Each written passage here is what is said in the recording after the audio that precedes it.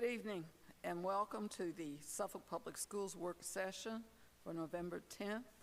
We want to thank you for joining us, and we are going to begin with Mr. Waller. Would you please let Mrs. Byram? A motion is needed pursuant to Virginia Code Section 2.2-3708.3, subsection B1, to allow Vice Chair Phyllis Byram to participate in tonight's meeting of the school board through electronic communication means from 1596 Great Fork Road, Suffolk, Virginia 23438, due to a temporary medical condition that prevents Vice Chair Byram's physical attendance at tonight's meeting. May I have a motion? So moved. Second. It's been moved and seconded that we allow Mrs. Byram to participate electronically. Madam Clerk, unless there are questions. I'm sorry. Nope. Madam Clerk, go ahead. Board members, please vote. Board Member Howell? Yes. Board Member Jenkins? Yes. Board Member Story? Board Chair Brooks-Buck? Yes. Motion passed. Motion is passed. Mr. Littlefield.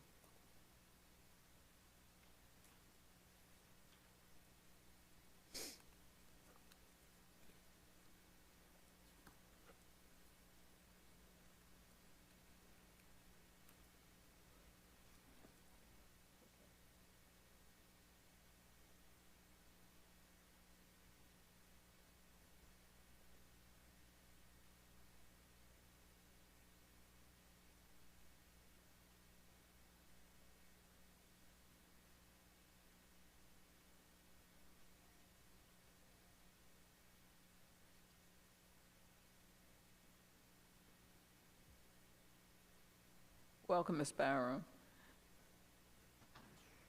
We're going to begin the meeting. Mr. Superintendent. All right, thank you, Madam Chair. I want to call to the podium Dr. Maria Lawson Davenport to do a presentation on the gifted update as well as advanced instruction. Dr. Lawson Davenport. Good evening. Good evening. I come to you this evening to provide you with an update on the Gifted and Advanced Instruction Department. As soon as Mr. Littlefield gets that on screen. There we go. All right, we will start with second grade. This is where we begin our screening for gifted students. And in the second grade this last school year, and just to set the stage, all the information you will be receiving is from the 2021-2022 school year. Last year, we were able to resume mass screening of all of our second grade students this year, and so we screened 1,927 students. And from that, we found 149 students who were eligible for gifted services. And you can see our percentages there, 59% male, 41% female, and 53% white, 8% Asian, 41% underrepresented minorities, which includes all of the ethnic groups there listed at the bottom.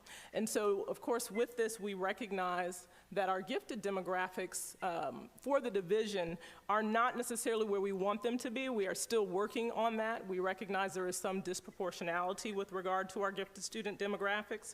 And so you see here that with our population, our gifted demographics are 40% African American, 52% white, while our division demographics are 55% African American and 29% white. So we have made some inroads, and we are still continuing to work on identification of those gifted students.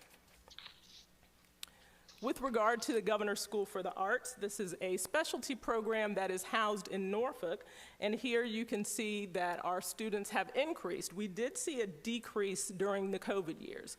Students who were at the Governor's School for the Arts during the 2020 school year actually were on a hybrid. They only went a couple of days a week. We saw some students who withdrew from the program during that time, so you see that reflected there in the 2021-2022 school year, but I'm happy to report if you look at our school year for this year, we did see an increase, and we are actually over our cap, but Governor's School allows us to go over that number. So we do have quite a few students who are continuing to participate in that program.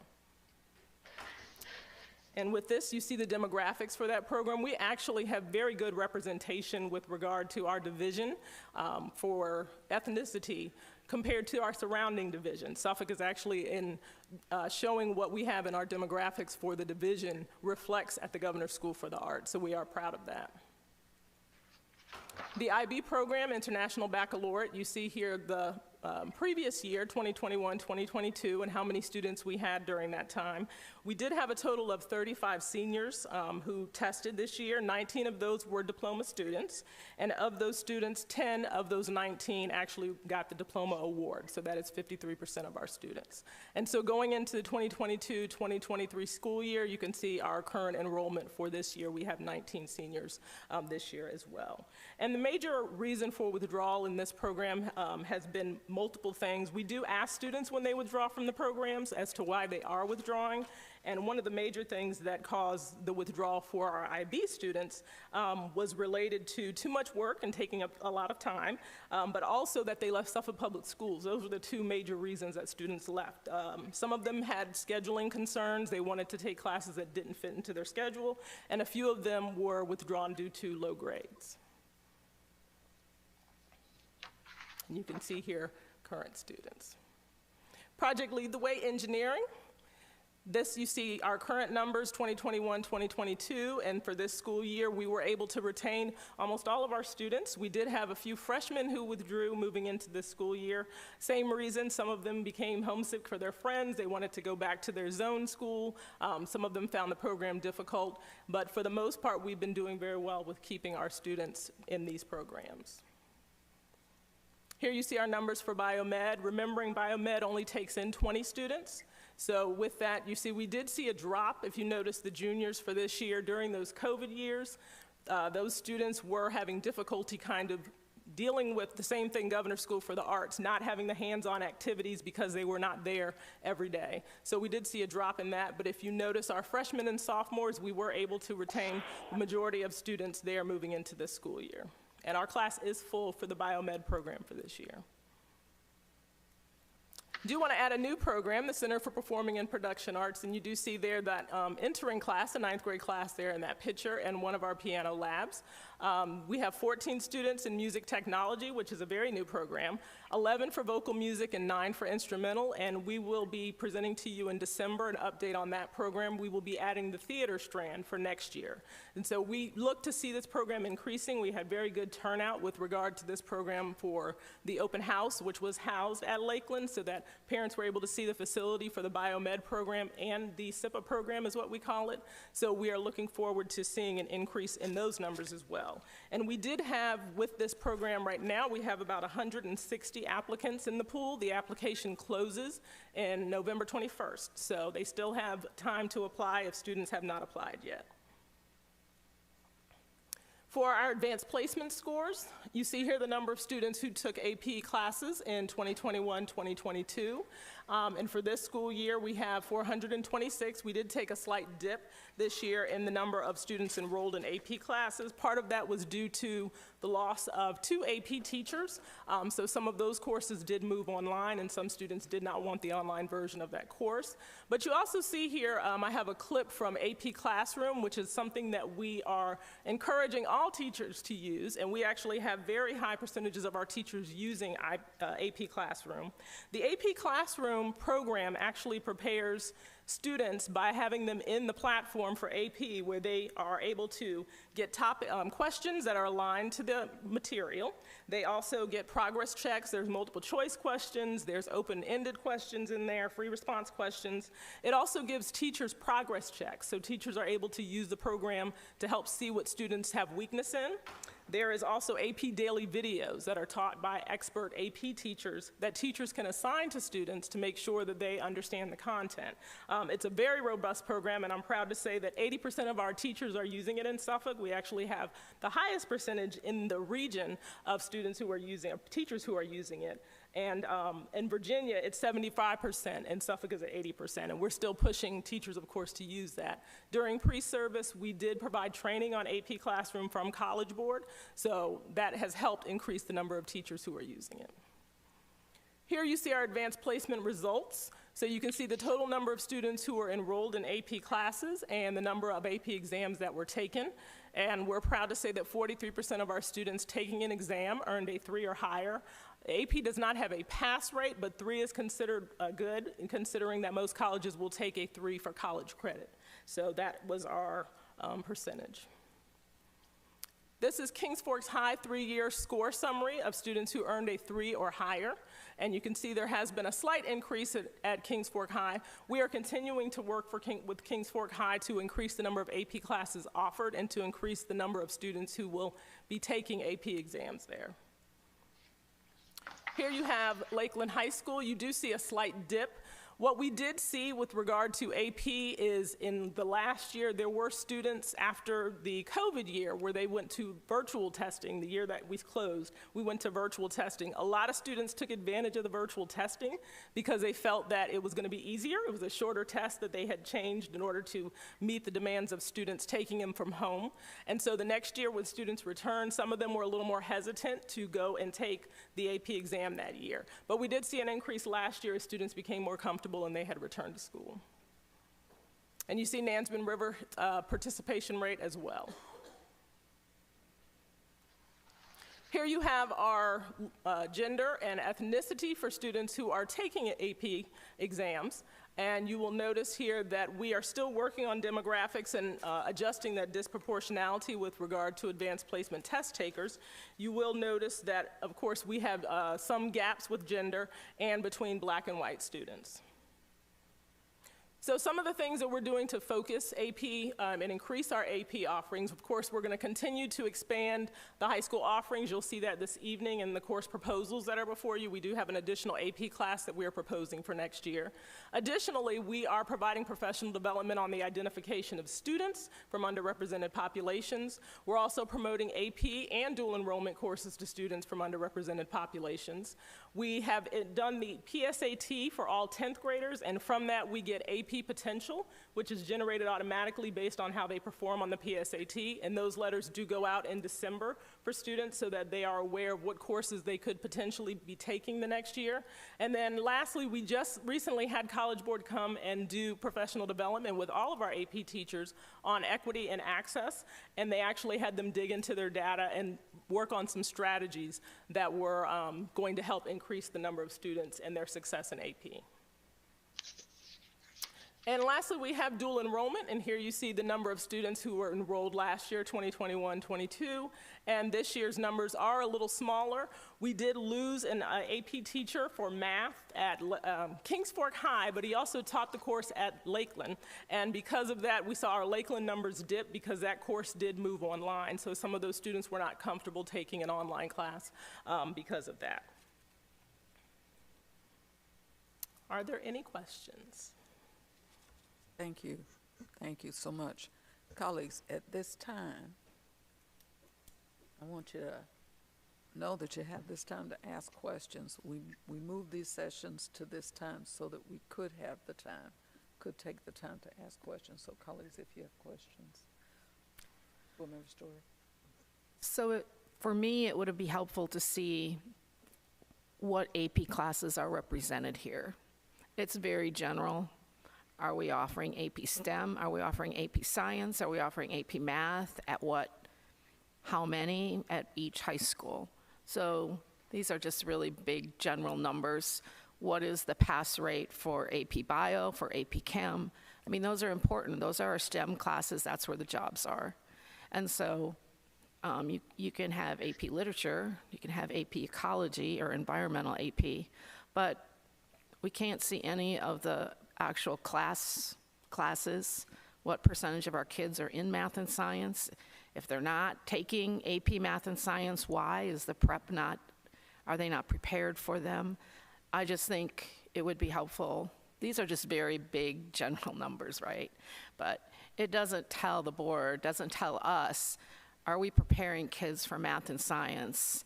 And that's, you know, AP, including AP computer science. I mean, this would be good information because, of course, it relates to jobs, right, that are higher paying jobs, usually. So, I don't know, I think that's something I miss here. I can't see what AP classes don't exist anymore in math and science. Why? Why don't they? I mean, you mentioned one teacher moving, but when did we quit teaching those AP classes and why at various schools? Those classes, just because the teacher left didn't mean that the class ended, because we do offer all of those classes. If we can't make a class at a building, we offer it through Virtual Virginia, so we still provide. Yeah, I understand. So that'd been a great statistic too. How many of those numbers represent kids taking AP online, which for a science class is not the same, no matter what. I've helped kids with AP Bio online. And of course, that's not the same as in the classroom. So anyway, and then what was the pass rate for kids who took AP online versus AP in the classroom? What were those pass rate comparisons? So those things would have been helpful. This is pretty general. Are there other questions? Okay, Board Member Jenkins? Thank you for your report, and you did highlight on it. My question was with like Paul D. Camp with the AP courses, at what grade level do we start introducing the AP to the students and the parents, saying, you know, this is available, and how often do we collaborate with Paul D. Camp to come in? You said they came in and did, you know, maybe a workshop or whatever. How often do we do that to maybe possibly get our rate up for students and parents to know the value of taking those AP courses? Well, we actually start at the middle school level, Okay. and then when students enter 9th grade, then they are exposed to what their possibilities are. The first AP class begins in 10th grade, and actually College Board doesn't recommend really any other courses that we currently offer earlier than 10th grade, just for maturity's sake and what students have already taken course-wise. And so we do offer AP World History at the 10th grade level, and we have a course that we are proposing, which would be AP Pre-Calculus, which would also be another 10th grade level class. So that's through College Board. With regard to Camp Community College, we actually have a dual enrollment coordinator that we collaborate with, and we have college coaches that come into the schools, and they're actually there a day or so a week. The dual enrollment coordinator does meet with our students, and that's 9th grade through 12th grade. They're allowed to sign up with her to ask about pathways. She'll meet with parents, and she actually does sit down with any student who wants to know more about it and does individual sessions with them to talk about what their options are. If they're interested, for example, in an associate's degree, she will talk about when they need to start that process, when they need to apply, what kinds of scores they need to be able to access that. Okay, that's great. And I just think making sure that we communicate as much as possible with the parents or guardians, whoever, to let them know about this opportunity, so they won't say, well, hey, I didn't know, you know. So we're not gonna be the reason why they didn't know. We just keep pushing it to them so we can have more students and the participation of the parent as well. Thank you so much. Board Member Howell? Yes, ma'am, thank you. Looking at slide 12, where it says 43% of students taking the exam earned a 3 or higher, that was overall for the district, correct? Correct. And then we break it down by school after that. What do we have as far as, what was the percentage last year that earned a 3 or higher in the district? Do you have that information? Yes, last year there was 45% earned a 3 or higher. Okay, and then I see we have the demographics for the IB and the AP exams. Do we have demographic comparisons for dual enrollment? Or do we look at that at all? We do look at that. I don't have those demographics with me tonight. Okay, and then just one other question. I know we are focusing on the seeming disparity in the representation of students.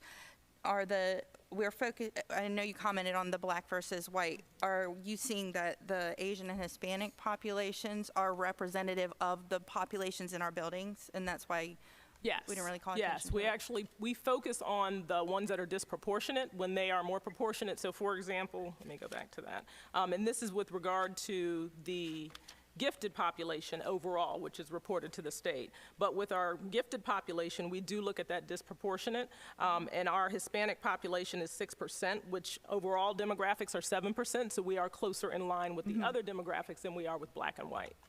Okay. I just had a question leave my brain, so thank you. We can come back if you think about it. Ms. Mayo, did you have a question? Thank you for your report. I don't have any questions at this time. Vice Chair Byram? I have one question, piggybacking on what Ms. Jenkins said about informing parents and so forth.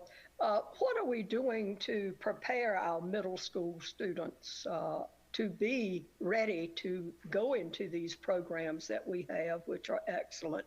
How are we laying the foundation for these students? What is our agenda concerning that? So we do have enriched courses at the 8th grade level that are in preparation. We do have advanced pathways in math and science already at the middle school, so students that exhibit advanced math skills, for example, can start pre-algebra in the 6th grade, which allow those students to then move to geometry by the 8th grade. So they actually would enter school starting at Algebra 2, which then allows them to move all the way up to what is Calculus BC, which is a second level of calculus by the time they are seniors, if they so choose. And then for science, we also allow students to take a combined 6-7 science class in the 6th grade, and therefore they can take earth science by their 8th grade year. So those students would be able to come in with one verified credit already, and one standard credit already in a science, and 2 in math if they're on that advanced pathway. So we have multiple ways of supporting that. And then with regard to other courses, we have enriched English and enriched world geography classes that have additional skills built into them that help support students in preparation for 9th grade. Thank you. I think for the next, just a suggestion, I think would also be good to look at our surrounding school districts and how do we compare in terms of our feeding into AP classes and enrollment. First of all, what is our class selection for AP compared to our surrounding districts? I think that would be good to look at because, are we offering a selection of AP classes within the class, not virtually? Are we able to have classes that have full enough students to offer a teacher? Because I think that's another reason teachers leave, right? If we're not training our students as they're coming up that they can fill those AP classes, then many teachers, that's where their passion is. And then they leave and go to the neighboring district. So I think we're not, it seems that we have a problem with feeding and preparing students so that those classes, they want to and feel capable of taking the classes. So I think in comparison to the other districts, what is our AP selection like, would be something good for the school board to see of how we're competing between the other districts. It might be another good piece of data that is informative. Thank you. Thank you for your presentation. Thank you. Now, the question that I had was more along the lines of those that were asked about parents. I know that when we get to 6th and 7th grade, we talk about some of the prerequisite courses to get into our programs. How are our counselors, how are we faring with regard to our counselors getting information to our children and families about our programs, the prerequisites to our programs, to get information to our families about what we have to do to get into those programs? So one of the things that we have started between our counseling department, Dr. Angela King, and Ms. Tanika Ricks, who's our coordinator of advanced instruction, one of the things that we have started doing is making sure that the counselors are trained 6th graders and that they actually have material at the 6th and 7th grade level so they can start sharing that information as they plan for the 8th grade courses that they need to be prepared for. We are actually talking about having an additional informational night in the spring for parents of 6th and 7th graders as well. But I can tell you that when we do go in to talk about the specialty programs, we highlight that in 7th grade and then highlight it again in 8th grade, and they go to the schools and do a full presentation with each 8th grade school to make sure that everybody has the information that they need to be able to apply for the programs. Okay. I was concerned because I know that if the children don't know until 7th grade and they need to take a course in 7th grade, they don't know till 7th grade that they need to be enrolled in the course. Then if parents don't know at 6th grade that they have to be in that course, they might go through 7th grade and then find out that I should have had this in line. And so I really would like to make sure that parents are equipped with that when they come to middle school, and have something when they get those packets when they come to middle school that they can at least go through and peruse so that they know what things are available. And we actually do have a middle school handbook that is available, and all of the schools have it available on their website. And in there, it does take parents through the specialty programs at the end and what are the prerequisites for entry into those programs, so that they're aware of that as soon as a student enters 6th grade. Thank you. And thank you so much for your report. Did you think of your question? Okay, Ms. Howell has thought of her, board member Howell has thought of her It came question. back. In addressing again the identification of the underrepresented students, you mentioned that we use the PSAT as kind of like a heads up, these kiddos might fit. I would be interested to know the demographics of those results, because if the demographics of those results match what our placement and our class, the kids that are taking those classes, I would have to consider, like, what's another strategy, because if those results show these kiddos are ready for it, you don't want to encourage a child to take it that's not ready for it, or, you know, is not on that path, just for the sake of our numbers looking better. So I understand the intent. I would just be curious, what do those look like? What do our PSAT scores look like demographically for our 10th graders? And we don't have those scores yet. They don't come in until December. But I can tell you one of the focus areas of College Board is access, and they actually advocate if any student is interested in taking an AP course, regardless of whether they're actually skill ready for it, that they are allowed to challenge that course and take that course, because their research has proven that students who have access and take the course, even if they may struggle through the course and maybe not pass the AP exam, they'll be better prepared for college because they've already been exposed to college level material before going to college. So that's actually one of their talking points that they push for us to, you know, open that up to make sure that students who feel like they're up for the challenge, regardless of whether they feel that they're ready or not, if they're up for the challenge and they have a strong work ethic, that they be allowed to take those courses. And the interesting thing is that there are students who don't take the course and take the test, Yes. if they're good test takers. I We know have my a few child did students it. that challenge the test. Yeah. And was able to skip the courses in her freshman year because she took some AP tests and scored high enough so she didn't have to take some courses in her freshman year. I think that sometimes when we deal with testing as an issue, there are a lot of variables that impact the results one way or another. So thank you very much for your report, and we appreciate it. I have one more question. Sure. About the IB program. So this year, that is a very small number of freshmen. I believe that when the IB program started, we accepted up to 50 students, and now we're at 18. Why the drop-off? When the program started, we were accepting up to 50. Maybe it started was 47, 45. I had 2 pre-IB classes. That's just one pre-IB class for freshmen. What happened? Why is the huge drop-off in the IB program in terms of participation? And that's that's a small number of kids for all the classes they have to take all within the IB program. So those classes must be pretty small in terms of a student-teacher ratio. I mean, do we have classes of 3 students and one teacher? I don't, but it has to be, if you divide 18 up amongst Spanish and French, what are we? Some of our class sizes are small in IB. So, you know, I think the school board needs to look at that program eventually and decide that it's very expensive.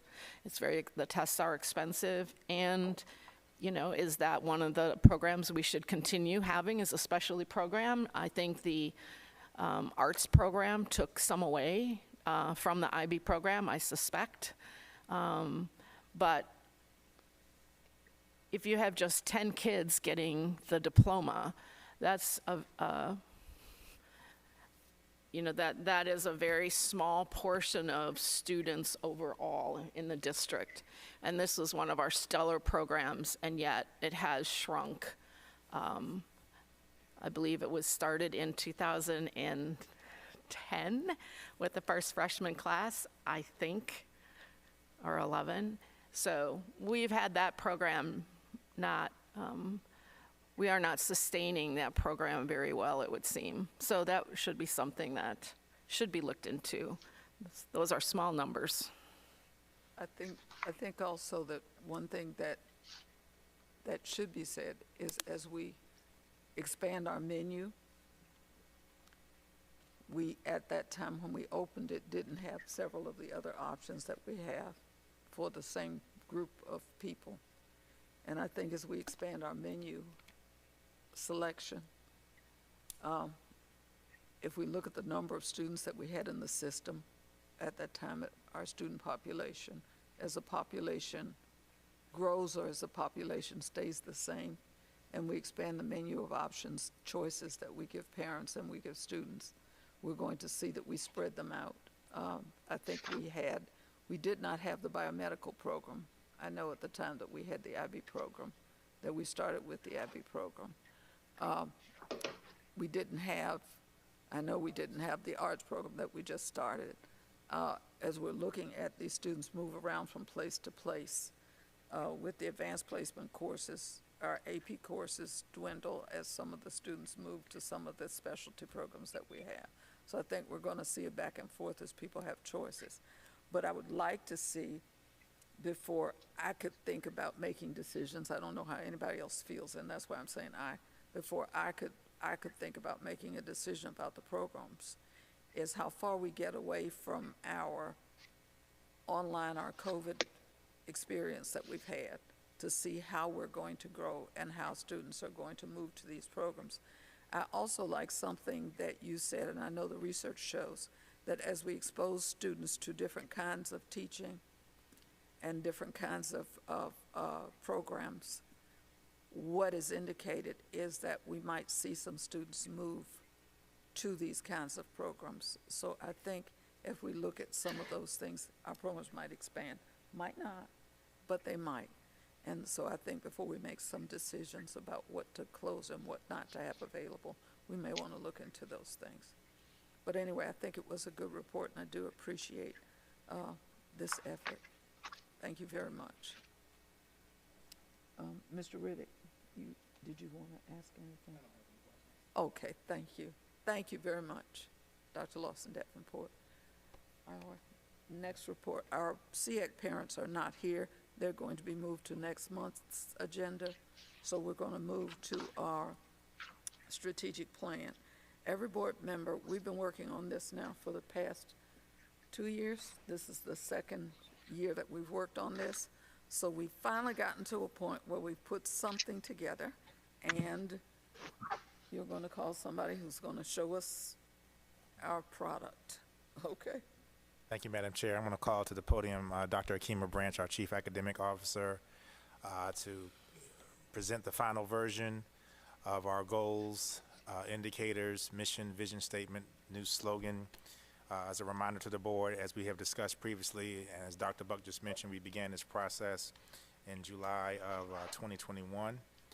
And it is to the point where we ask for action item tonight for a vote on this in the regular meeting after this work session discussion, so that we can officially begin this in the beginning of the calendar year in January 2023. And as we discussed a couple of months ago, that is necessary for school and staff production of new posters, signs, information on websites, informational video that I know that Danny Everson is going to be working on, to make sure that everyone understands the reasons behind the need for this new strategic plan, which will help to be the driving force behind the school division for the next 5 years. So with that being said, Dr. Branch.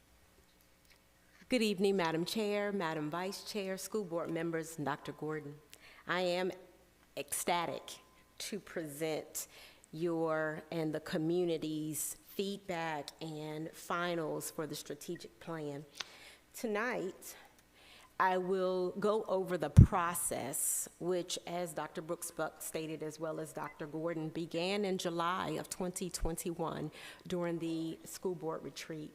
I'll also identify the goals and indicators, the vision statement, mission statement, and the slogan.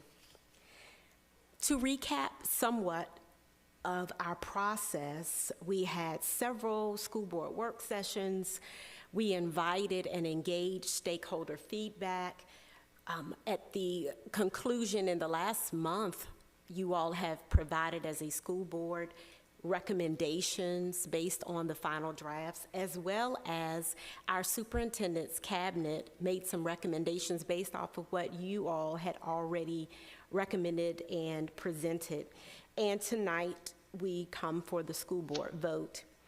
During this time frame, to bring some context to the shared experience of creating the school board strategic plan for 2023-2028, we began in July with the school board retreat, going over what the strategic plan process was. Then in September of 2021, we asked for core vocabulary from the school board members as well as the community on what it was they wanted to hear, see, represented in just basic vocabulary they wanted to see in the presentation. In November of that year, we did an internal as well as external SWOT analysis, identifying strengths, weaknesses, opportunities, and threats of the school division, which allowed for us to receive a great number of great feedback from our community, which included our parents, our students, our staff, and community members. We moved and presented that information, the findings from the SWOT analysis in January of this year.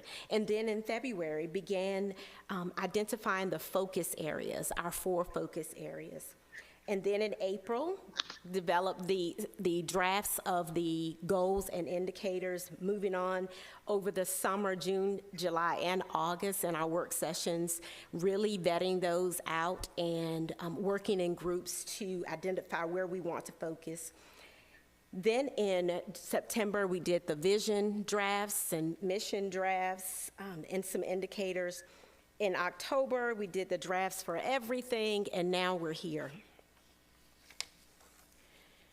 Based on your feedback and the votes, in a sense of which drafts of our final documents you wanted, our student achievement focus area, the statement is, our goal is students will develop characteristics of a Virginia graduate to include critical thinking, creative thinking, collaboration, communication, citizenship, and growth in order to demonstrate academic excellence.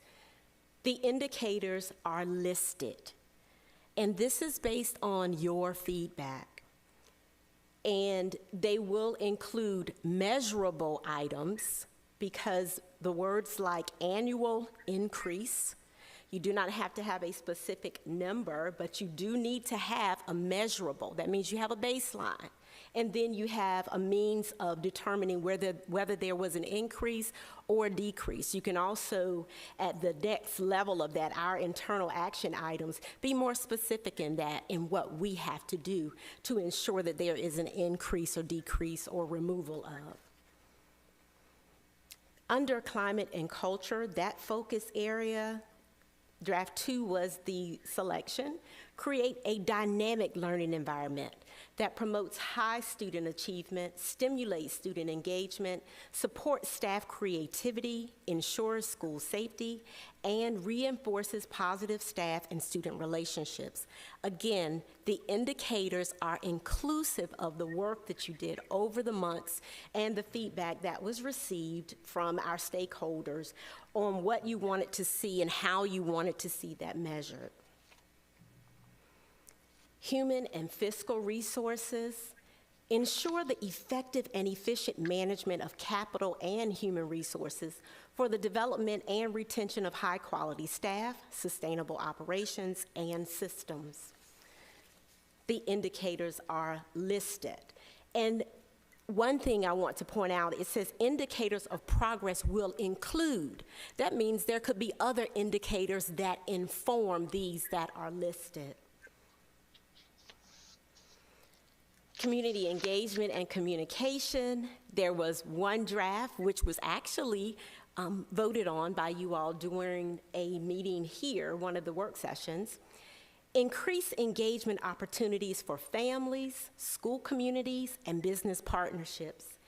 And the list includes of indicators includes community engagement and communication indicators.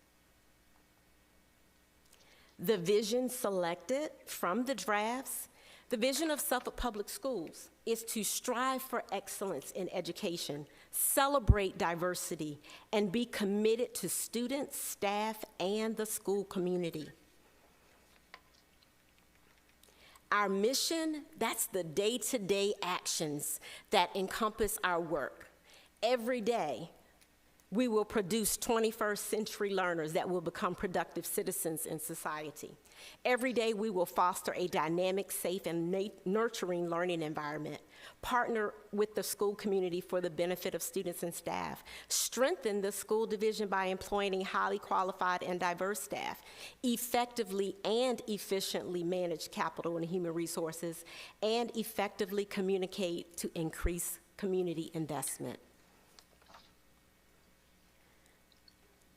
The strategic plan title, Destination 2028, Connection, Educational Excellence, and Innovation. And the slogan, Creating Achievers from Classroom to Community. That is your work, the stakeholders' work, the community's work. Are there any questions? Board members, you were given this information, and you were given a time, I believe it was October 21st. We received feedback from those persons who wanted to send in feedback. As Dr.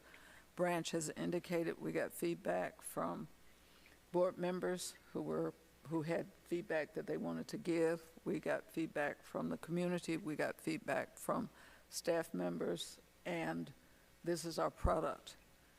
Do you have at this point questions that you would like to ask Dr. Branch? We understand the process because we were involved in the process.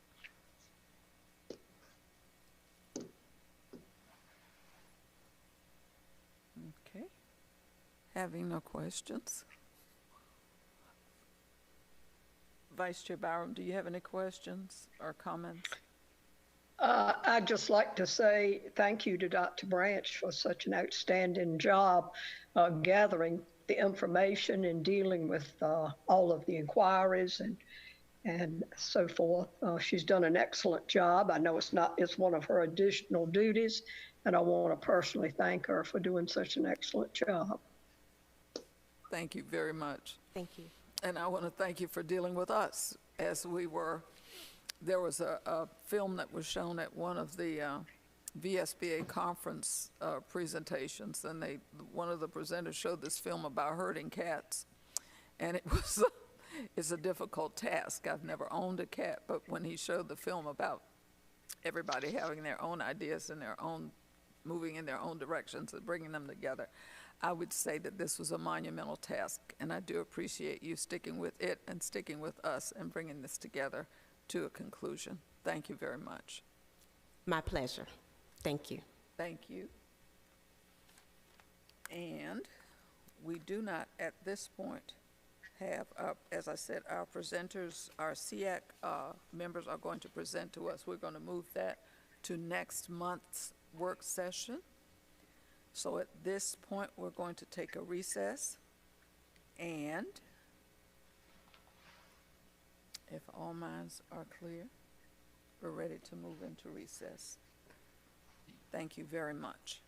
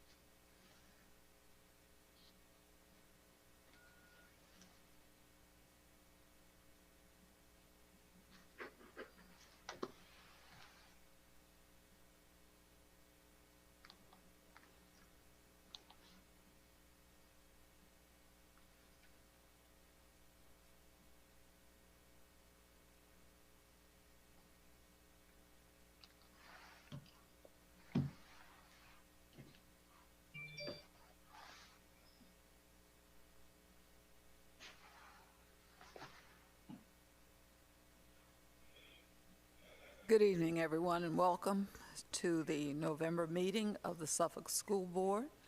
At this time, Board Member Riddick will lead us in the pledge. Please stand. I pledge allegiance to the flag of the United States of America and to the republic for which it stands, one nation, under God, indivisible, with liberty and justice for all.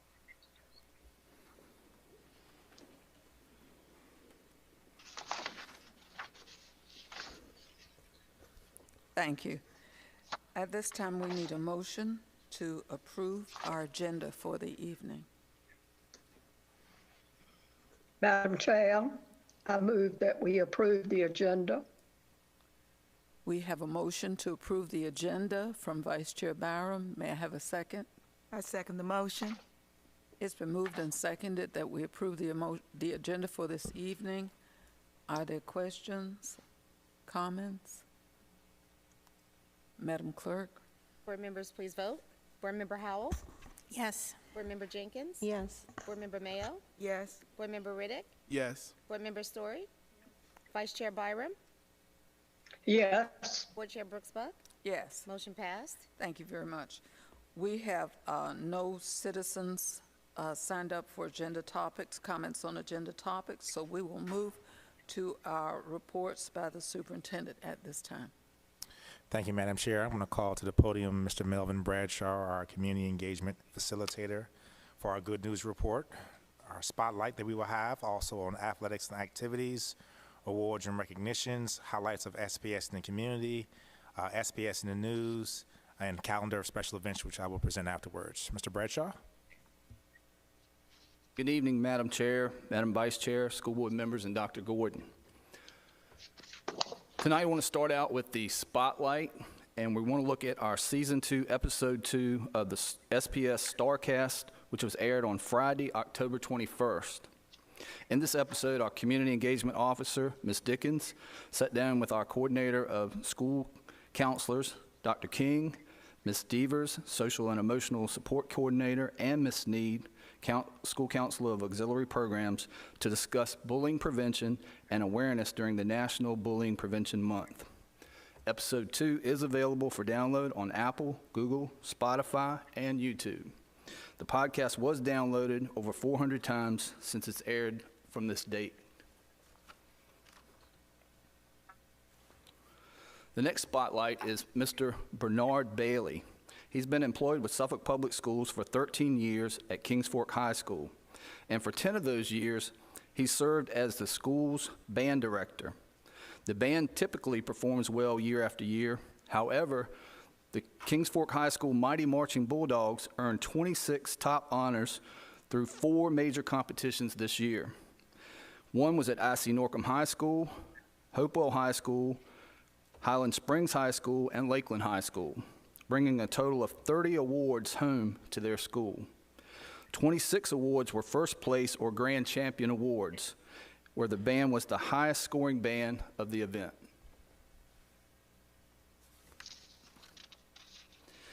In the United Kingdom, as we move to athletics and activities, Landon Jones, a 12th grade student at Nance River High School, became the 2-time World Kickboxing Association champion for Team USA. Landon won the kickboxing brackets in 2 different weight divisions, fighting against the best fighters from countries worldwide.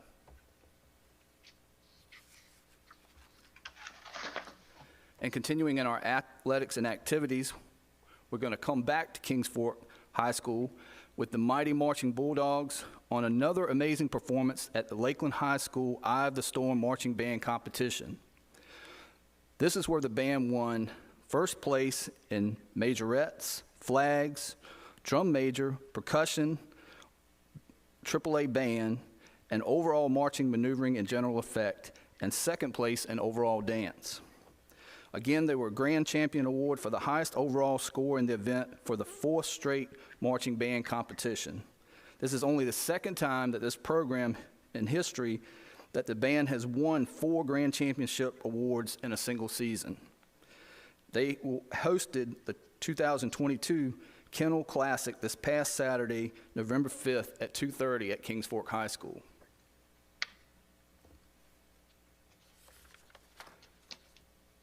And again, we continue with Kings Fork High School Band for winning the following awards at Highland Springs Mid-Eastern Band Competition. They won first in majorettes, drum major, percussion, overall band, second in flag and dance, and again, they were the grand champion award for the high scoring band overall at the event. They've been pretty busy. And to look at some of our other bands, Lakeland High School Quiet Marching Storm Band competed in the Highland Springs Marching Band Competition also, and the band received the following awards.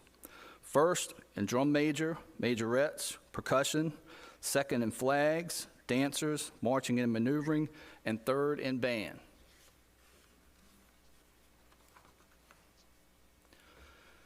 Congratulations to the Nansemond River Competition Cheer Squad. They are the Region 5B regional champs. The squad went on to place 4th in the state championship.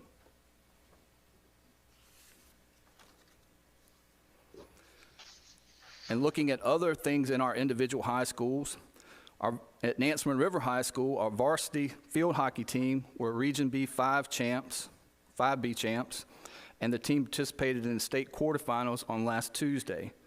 Cross-country team is Region 5B champs, and they'll compete for the state championship on this Saturday, November 12th. The varsity football team are Suffolk City champs, and they'll play in the regional semifinals on November 18th. And the golf team finished second in the regionals, and the team qualified for the state tournament. For Lakeland High School, the Lakeland High School Theater participated in the Virginia High School League Region 3 One-Act Festival. Special congratulations go out to Namia Wiggins, who won the honorable mention as Best Actor and Actress of the festival. The varsity field hockey team finished third in the regionals, and they competed in the state quarterfinals on November 8th. The varsity boys and girls volleyball teams qualified for the regions, and the cross-country team also qualified for regionals and had one runner that qualified for the state championship. As we look at Kings Fork High School, their varsity football team will play in the regional quarterfinals today. They're actually playing right now.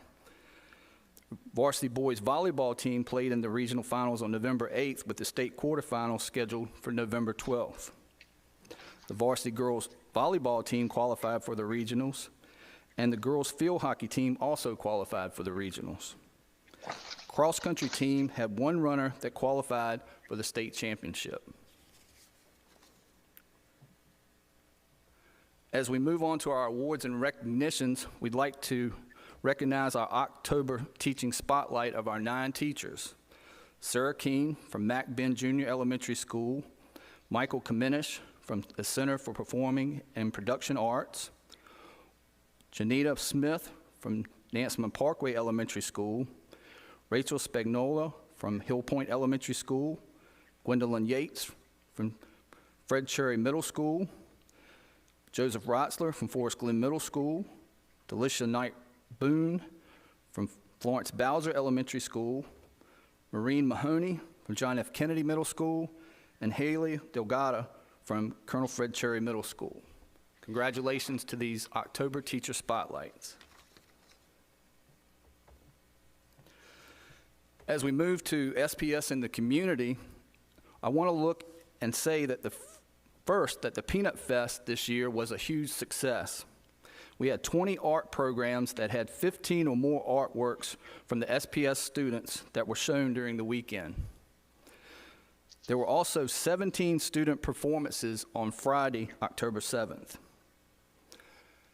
As we move to the contributions of the Food and Nutrition Services Department, they held their first healthy food market for the 22-23 school year.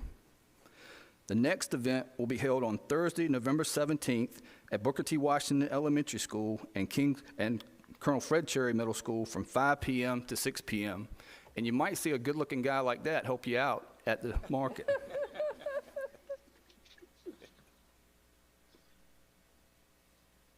Our SPS administrators, along with Lakeland High School, Nansemond River High School, and Kings Fork High School golf teams, participated in the annual Milton Liverman Golf Tournament hosted by the Suffolk Education Foundation. The mission of the Suffolk Education Foundation is to support Suffolk Public Schools by connecting the community's talents and resources to expand educational opportunities for students and staff.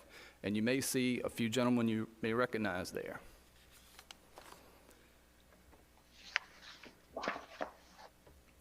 The Special Education Department held its very first Big Feet Meet on Thursday, October 27th at Kings Fork High School. The Big Feet Meet was developed for the middle school special education program classes in partnership with Special Olympics Virginia. Since establishing the Young Athletes and the Little Feet Meet, the Big Feet Meet is the next step in Suffolk Public Schools' journey toward inclusive clubs and sports within our division.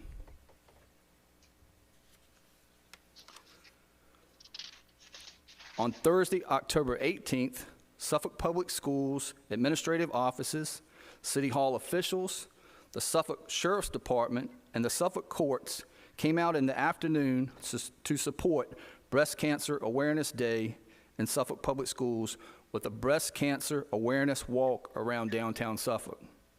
Participants gathered to honor those we've lost, support those fighting the good fight, and celebrating all survivors.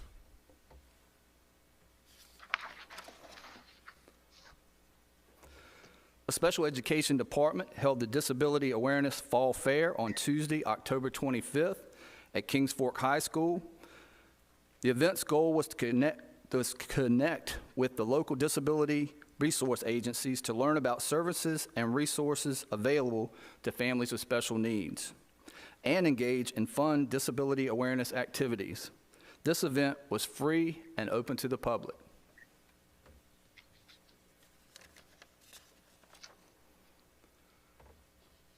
Just a few items of Suffolk Public Schools in the news to highlight.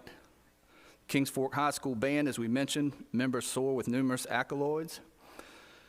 Suffolk Public Schools launched their innovative family reading program, All Suffolk Reads. Kaletra Boyd is going to play in the Blue-Gray Bowl in Florida next year, representing Kings Fork High School. A fall-themed disability resource fair, as we mentioned. And in 13 news, Suffolk Public Schools to distribute clear backpacks. That concludes our good news report for this evening. Thank you so much, Mr. Bradshaw. As we move to the calendar of special events, as a reminder, November is National Native American Heritage Month. Yesterday, we had our Take Your Legislator to School Day at Elephants Fork Elementary School. A special thank you to all of our board members that were in attendance, as well as Mayor Duman, Vice Mayor Bennett, Councilman Johnson, and our own Delegate Jenkins. Thank you so much to Ms. Bilby and the team for walking us around, showing the needs of Elephants Fork Elementary School, as well as highlighting the excellent instruction and innovation that's going on every day. Great job by the herd. As a reminder, and I'm sure all of our kids and staff already know this, tomorrow is Veterans Day holiday. I want to thank all of our veterans for their service, and all of our schools and departments are closed. Next week is American Education Week, which also coincides with many of our board members who will be participating in the Virginia School Board Association Annual Conference. Parents, report cards come out next on November 18th. So please, if you haven't already checked Hack, you will get the hard copies. You can take a look on Hack. Report cards are going to be distributed. We also have Education Support Professionals Day on November 16th. Our Substitute Educators Day, who did such a tremendous job for us, on November 19th. Our fall break, where all schools and departments will be closed, will be November 23rd through the 25th. And our next school board meeting will be December 8th. Also, we want to alert to all of our school community one of our newest initiatives. I'm sure that you all have seen many of our social media presentations on SPS Present Every Day, as we are looking for additional strategies to fight chronic absenteeism. If any student misses more than 2 days a month, they are considered to be chronically absent. And we're given some data and research that we've been provided from Hanover Research and some of our other partners that show the effect of how absenteeism actually includes learning loss and the amount of makeup work that students have to do. So you'll see many more of these posts and presentations for the entire month of November and also as we conclude upon winter break. That is everything from the reports from the superintendent, Madam Chair. Thank you very much, Dr. Gordon. At this time, we'd like to have a motion. I'll entertain a motion for the approval of the consent agenda. Madam Chair, I move that we accept the consent agenda. The Vice Chair has moved that we accept the consent agenda. May I have a second? Madam Chair, I second the motion. Thank you. We have a motion and a second to approve the consent agenda. Are there questions, comments? Madam Clerk? Board members, please vote. Board Member Howell? Yes. Board Member Jenkins? Yes. Board Member Mayo? Yes. Board Member Riddick? Yes. Board Member Story? Yes. Vice Chair Byram? Yes. Board Chair Brooks Buck? Yes. Motion passed. Thank you very much. At this time, we have some unfinished business that we need to move back to. At our last meeting, we tabled a resolution, the resolution 22/23-8, until this meeting. We tabled that resolution. We had a vote on that resolution, but according to our policy, if there is a tie and one member is absent, we must come back and have a revote. And so we're going to revote on that resolution. If you would read the resolution so that people know what we're talking about. Madam Chair, Yes. I would like to remove that motion. I don't know if the resolution has to be read first. Oh, okay. Because- Hold on a minute. Because the motion itself that I made, today is the date that it would have been tabled to. Right. And we just table it to the next time if we voted on it again. So if you made the motion, so you can do. Yeah, in that, Board Member Riddick actually made that motion at the last board meeting. If he chooses to withdraw the motion, he can. That would be the motion to table. And if none of the board members object to his withdrawal of this motion, he's able to do so. So, Mr. Riddick, Madam Chair, I would like to withdraw that motion. board members, are there any objections? Okay, then we will move forward with the motion. Madam Clerk, at this time, would you read Resolution 22/23-8, a resolution authorizing the Office of the School Board Attorney to make grammatical and non-substantive revisions to policies on the Suffolk City School Board. Okay.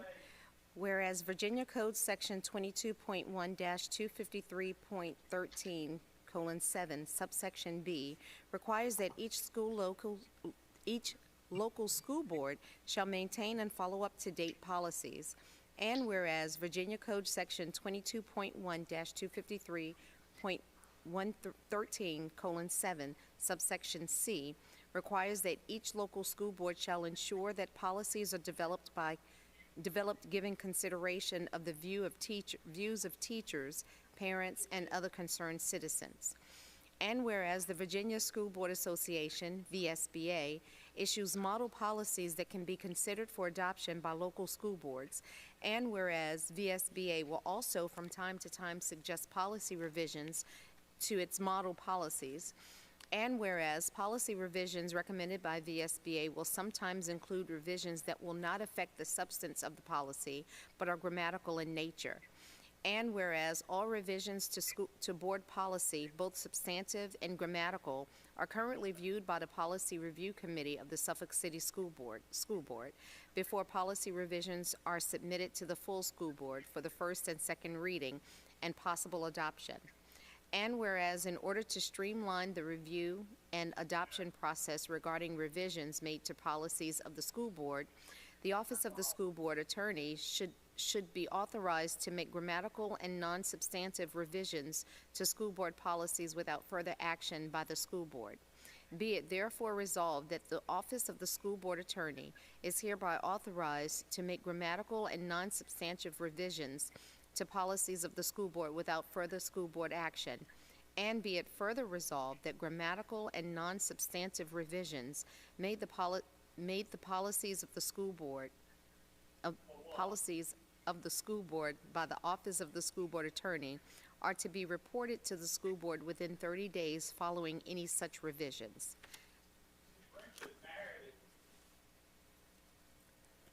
Is there a motion? Madam Chair, I make a motion that we accept the resolution 22/23-8. Is there a second? Second. Are there questions? Madam Chair, Yes. in Board Member Riddick. the resolution, it's not clearly defined as into who will determine what is non-substantive. The attorney will determine that, however, he'll present those to us, and we have 30 days to review them and reverse them if we so choose. So if there are, if you feel it's a substantive change, and he feels it's not a substantive change, we have 30 days to review them. So when we come back to the meeting, if you feel it's a substantive change and you want it changed, you have the right to do this according to this resolution. Yes, Board Member Story. Thank you. Could you have the clerk read that part which you just clarified in the, Yes. Would you read the last paragraph of the resolution? thank you. Be it further resolved that grammatical and non-substantive revisions made to policies of the school board by the office of the school board attorney are to be reported to the school board within 30 days following any such revision. So does that mean it'll be an action item?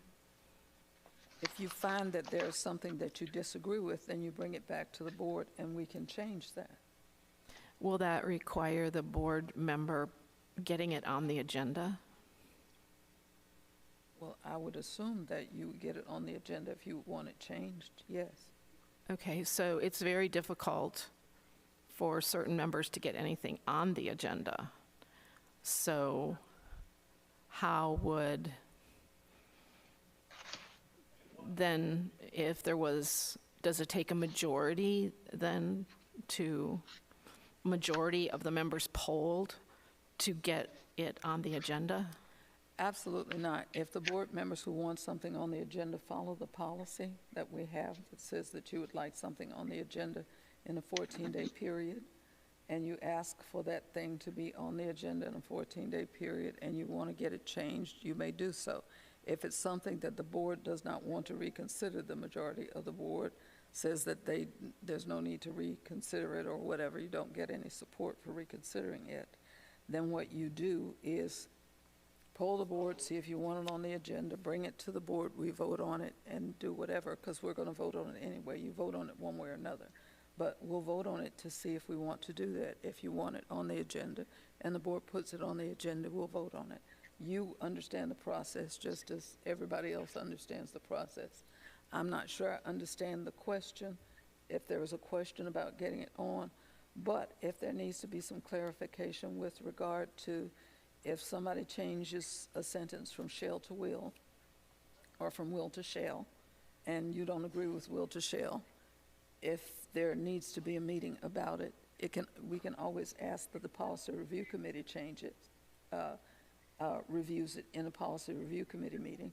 And there's not been difficulty with the policy review committee looking at anything that you've asked us to review. I serve on that committee. Madam Chair, Yes.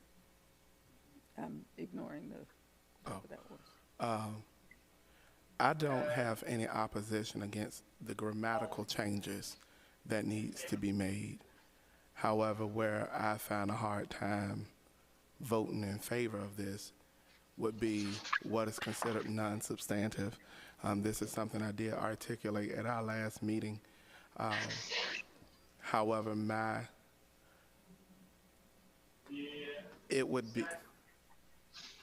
I believe it would be in the best interest of Suffolk Public Schools if we remove the phrase non-substantive revisions of policies and just left it where the attorney would have the permission to make grammatical changes without coming before the board.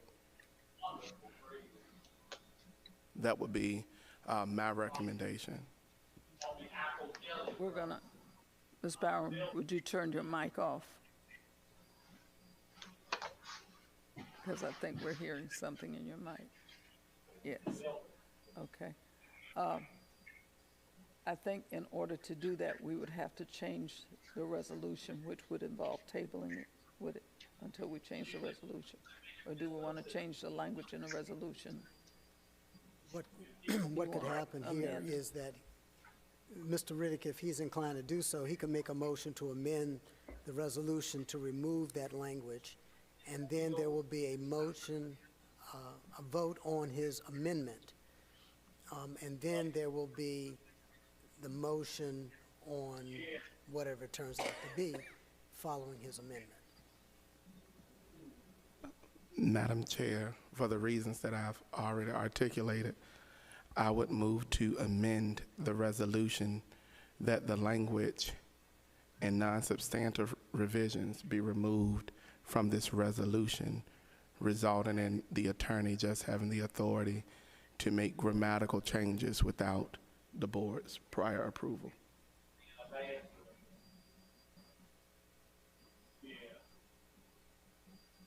Is there Mr. Riddick would like to have the language non-substantive removed from the resolution and just grammatical changes included in the resolution. I second that. In other words, he could make changes to the grammar, but if it said, if the policy, for instance, when a policy comes from either the policy comes as a model policy, and for instance, if it says, if it used to say you may do something, and it says now that you must do something, he wouldn't have the authority to change it that, but he could change grammar if we had, for instance, chairperson or chairman, as we started out in our discussion when we had the discussion in the Policy Review Committee, he could change chairman to chair, because I'm not a man. Or if a woman takes over, if a man takes over, he could do that, or some grammar in there. If there's a grammar issue, he could fix that without us having a policy review committee and reading the policy twice. Madam Chair, they both sound like a similar change to me. I mean, they both sound like a grammar change, shall to will, and vice versa. And chair, it doesn't, I think that's the struggle, is that non-substantive changes is not clear, and it's left to interpretation. Well, I would think, and this is just me, not as chair, but just my opinion as a board member, we have an attorney who, in my opinion, develops these policies. This is just me. Who would be the most capable person in the group to determine whether something is a substantive change or a non-substantive change. I'm just thinking of credentials here. So I would lean on him to determine whether it's a substantive change or not a substantive change anyway. So, you know, I wouldn't lean to my own understanding in determining that. If I had a real concern about it, he would be the one I'd ask. So my question for myself would be, who would I go to do it? And giving him permission to do it just makes sense to me, but that's just me, and that's my position. I don't know what anybody else's is, and I'm not trying to sway anybody else. It's just me. So I'm looking for a second to this motion that Mr. Riddick has made. Madam Chair, it has... Question to your motion. It has been second, but I do want to provide context on my amendment. Go ahead. Sorry, who's second? I don't have a second. I didn't Board either. Member Story second the motion. Board Member Story seconded the motion. I'm sorry, didn't hear you. I Oh, was no, it's talking to okay. her. Go ahead, I'm sorry. Sean. I do ask the board to not look at the individual that is occupying the office of board attorney, and let's deal with the position. Currently, we have a great board attorney, in my opinion.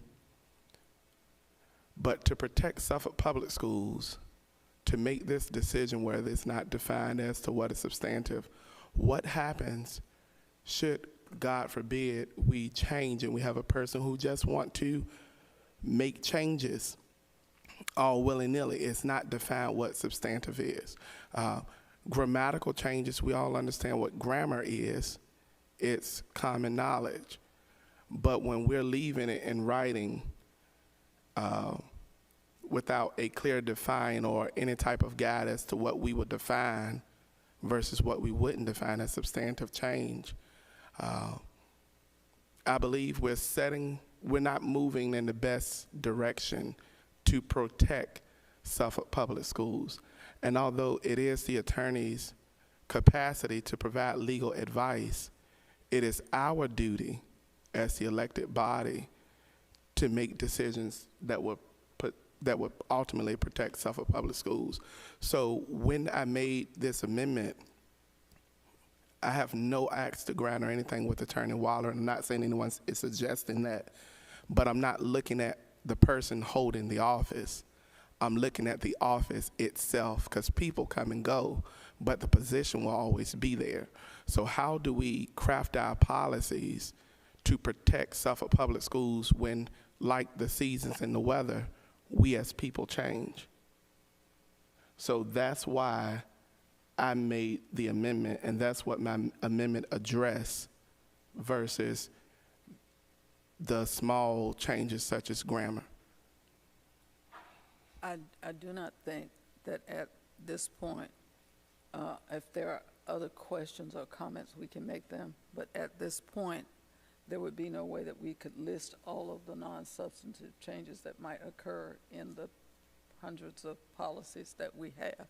However, at this point, unless there are more comments or questions, and everybody's allowed to make any more comments, if we don't have any more that are different. Point of privilege, Madam Chair. Yes. Regarding to the information that Attorney Waller provided to us at the last meeting, there were 77 policies that was currently in his office. However, only one out of the 77 policies required a non-substantive change. So no, I just confirmed non-substantive change. It's not that we are overburdened with policies as to why we need this. I understand the grammar aspects, because the other 76 were grammatical changes, I believe, that needed to be made.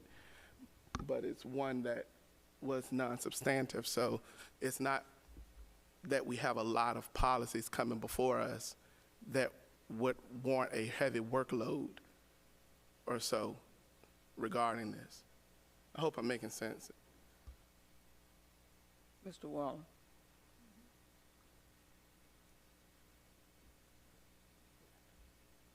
I don't want to beat this horse to death, but the non-substantive, when we talk about non-substantive changes to policy, you're talking about something that doesn't impact the substance of that policy. It doesn't change the direction of the policy. It doesn't change the meaning of the policy. And you may have grammar changing is to are. That's grammar. Changing chair to chairman or chairman to chair, that's not really grammar.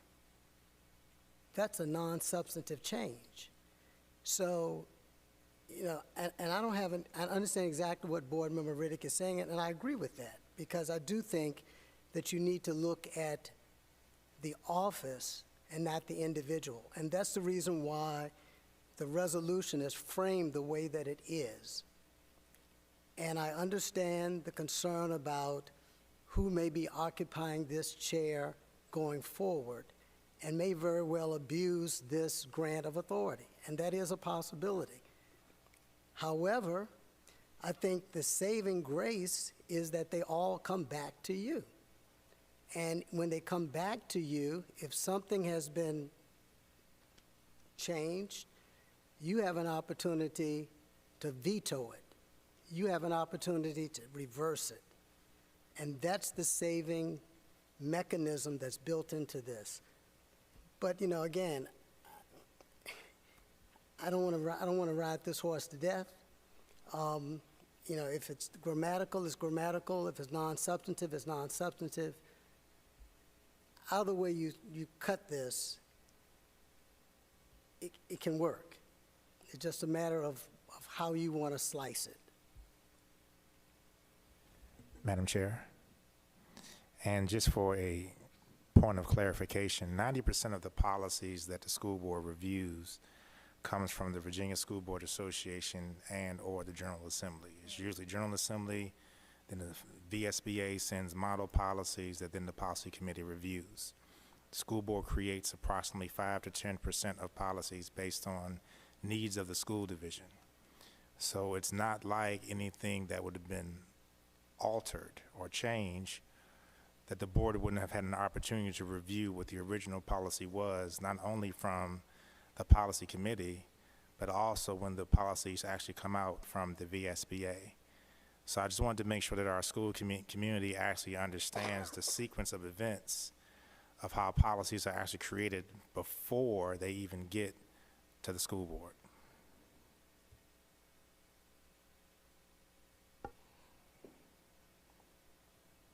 Are there further comments or questions that are different from the ones that have been made already? If not, you got something different? Go ahead. Yeah, I'm gonna frame it from my point of view very succinctly. I think we are splitting hairs over terminology, and the bottom line for me is that we're shirking a responsibility that's ours in the interest of streamlining a process that, according to Mr. Waller's email, only affected one of the last 20 that we discussed. So I don't understand, it doesn't compel me to see the need in passing the buck that I was elected to do. That's all I have to say. All right, so we have that. If we have something different, Ms. Story? Well, I found what Mr. Waller said about what kind of changes. It would not change anything if they were non-substantive, so I would say then they don't have to be changed.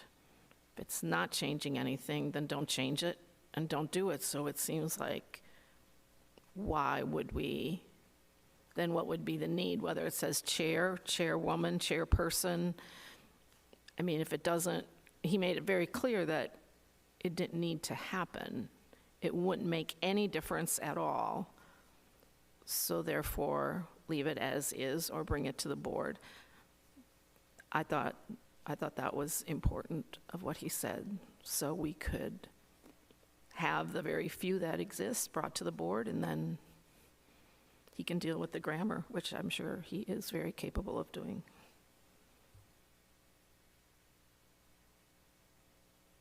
Mr. Waller, how many policies do we have to? We went over, what, 15, 16 last meeting. How many do we have on board today? Because most of those were non-substantive changes that we just had a meeting for. Can't recall the number offhand. They're in here for discussion tonight. But the last policy review committee, we reviewed. There are 16? We reviewed 19 policies. 19. The last policy review committee meeting. Some of those involved changes that did not impact the substance of the policy at all. Some of them did. What happens is that all of the policies currently, whether they impact the substance of the policy or not, goes through policy review. There are a number of policies right now that have to go through policy review, and there's another group that's in the pipeline that's going to be coming to the Policy Review Committee. The only way that we're going to be able to get through all of these policies within a reasonable period of time, we're going to either have to increase the number of meetings by the Policy Review Committee, or something like this resolution that sort of eliminates those policies or those revisions that do not impact the actual substance of the policy. It's going to have to be one or the other, because right now the pace that we are using isn't working. So the pace that's in our policy, that's in our handbook, that we're supposed to follow, isn't working because we have more policies that we have to review, and many of them have, God forbid I use this term, non-substantive changes.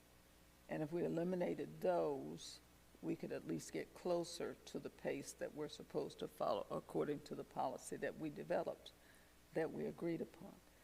So we're going to have to change that because we have quite a few to review, was my point. But at any rate, since we're repeating ourselves and that's past the point, I think it's time to vote. If you have something new to add. have a question, because to Okay. allow the attorney to speak to volume without proper context, I believe it could be misleading.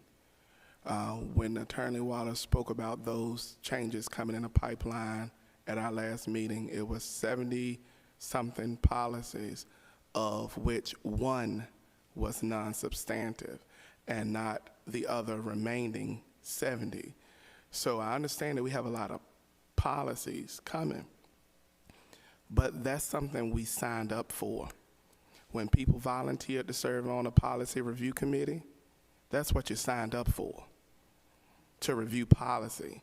So to shift the work because you don't want to come to another meeting or to reduce your workload, I don't understand how we are doing our version of checks and balance. I also remember that I did make a motion a couple of meetings back for us to assess our committees, and it was shot down so we would know what was working and what is not working. And today, for it to be made known that a process that one of our committee is using is not effective as it could be, it caused me to have more questions.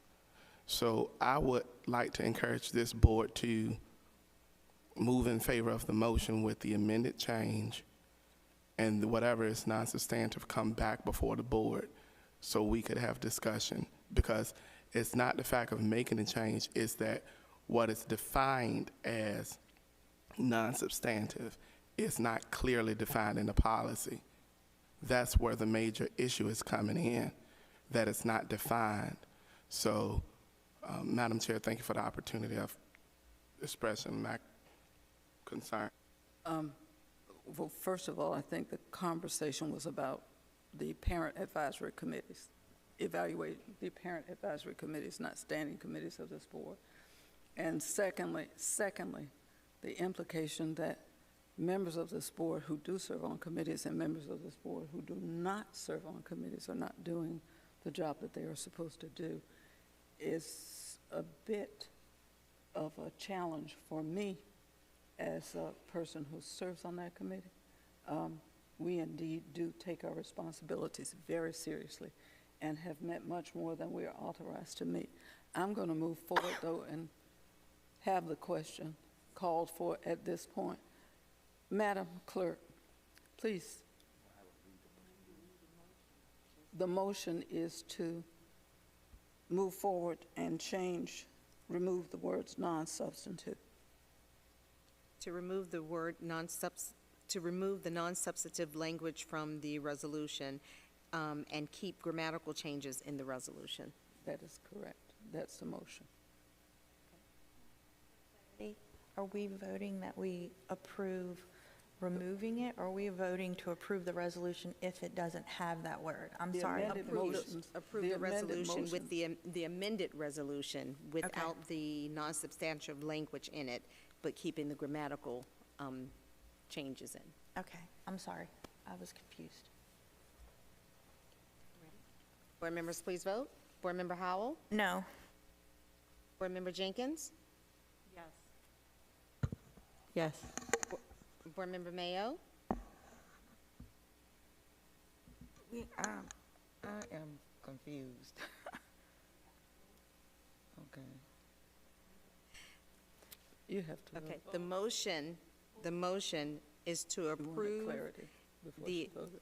approve Resolution 22/23-8 amended with the removal of non-substantive language and to keep the grammatical changes in the resolution.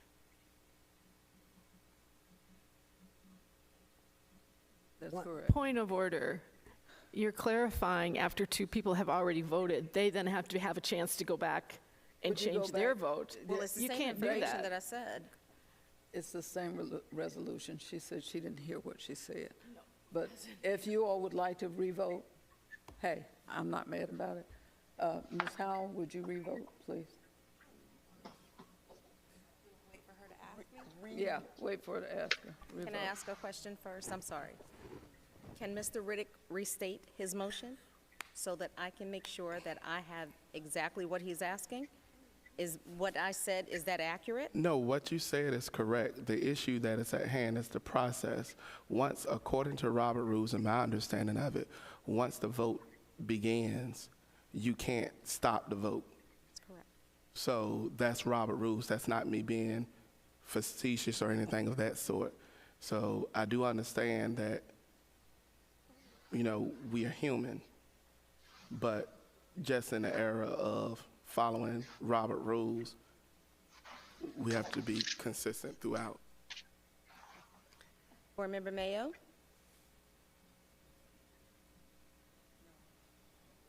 No. Board Member Riddick?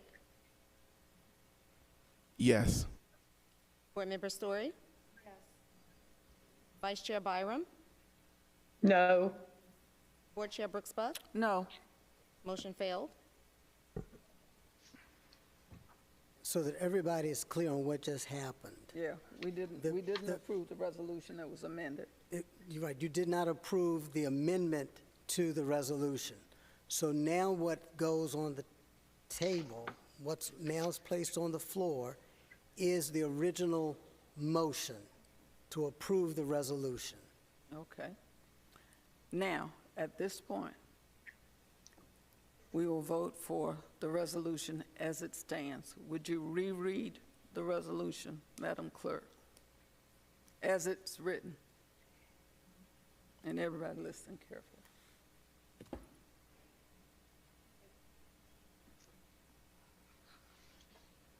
A resolution of the Suffolk City School Board authorizing the Chair, Madam, no need to read, because it was already read before the amendment was done. So that is technically already on the floor. Okay, it's technically already on the floor. Okay. So this is a vote on the resolution that was already read, that's written, that's in your handbook that you've had for a week. Okay? So, Madam Clerk? Board members, please vote. Board Member Howell? No. Board Member Jenkins? Yes. Board Member Mayo? Yes. Board Member Riddick? No. Board Member Story? No. Vice Chair Byram? Yes. Board Chair Brooks Buck? Yes. Motion passed. Thank you. Let us move on to the next new business. We have new course proposals. Is there a presentation, Mr. Superintendent? There is not a presentation, Madam Chair, as the information is explained from the Department of Curriculum and Instruction on 19 proposals that are recommended to expand high school course offerings. This is one of the byproducts that we spoke about from student feedback, as well as our transition to the 4x4 schedule for next year. 8 courses are not recommended to expand high school course offerings at this time. Many of those courses that are not recommended to expand high school course offerings at this time are because they are the second course in the sequence. And we would like to continue to judge student interest in the first course to determine if sequencing should occur. If there are any questions for any of these courses, we do have Dr. Maria Lawson Davenport present for any feedback necessary to the board. Thank you. Are there questions by board members with regard to the courses? Is it understood that these are second courses that will follow the first courses, and we want to determine if there's interest in those before we make the determination to keep the second courses? Yes. Well, I'd like to know what's going to be the minimum students per class that would make this acceptable in terms of teacher-student ratio, since we know we have to increase teachers for the 4x4. What's going to be, is it going to be, what standard, what's the benchmark for whether the class goes or not? The benchmark is always going to be determined by teacher availability and total number of students who have requested the course. So for almost all of our courses, we always start off with a 25-to-1 ratio, but depending on student interest, we've gone as low as the teens. But again, that's going to really be based on teacher availability to determine if that course will meet. So once the course request process goes through, and then we try to determine if all those courses can actually be met based on the master schedule development, that's a question that's going to depend each and every year based on student interest. Are there other questions? I'll entertain a motion. This is an action. Madam Chair, I'd like to make a motion that we accept the new course proposals. Is there a second?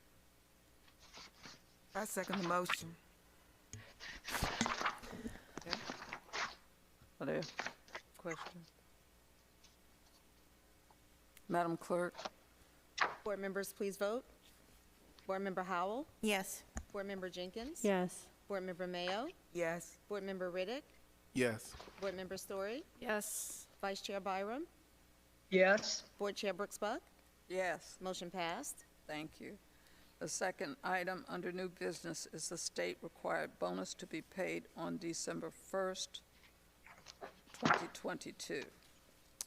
Yes, thank you, Madam Chair. This is actually a state requirement, as you just stated, from the Commonwealth of Virginia, that a $1,000 bonus should be paid to all full-time employees for the 22-23 school year as a part of the 23-24 budget.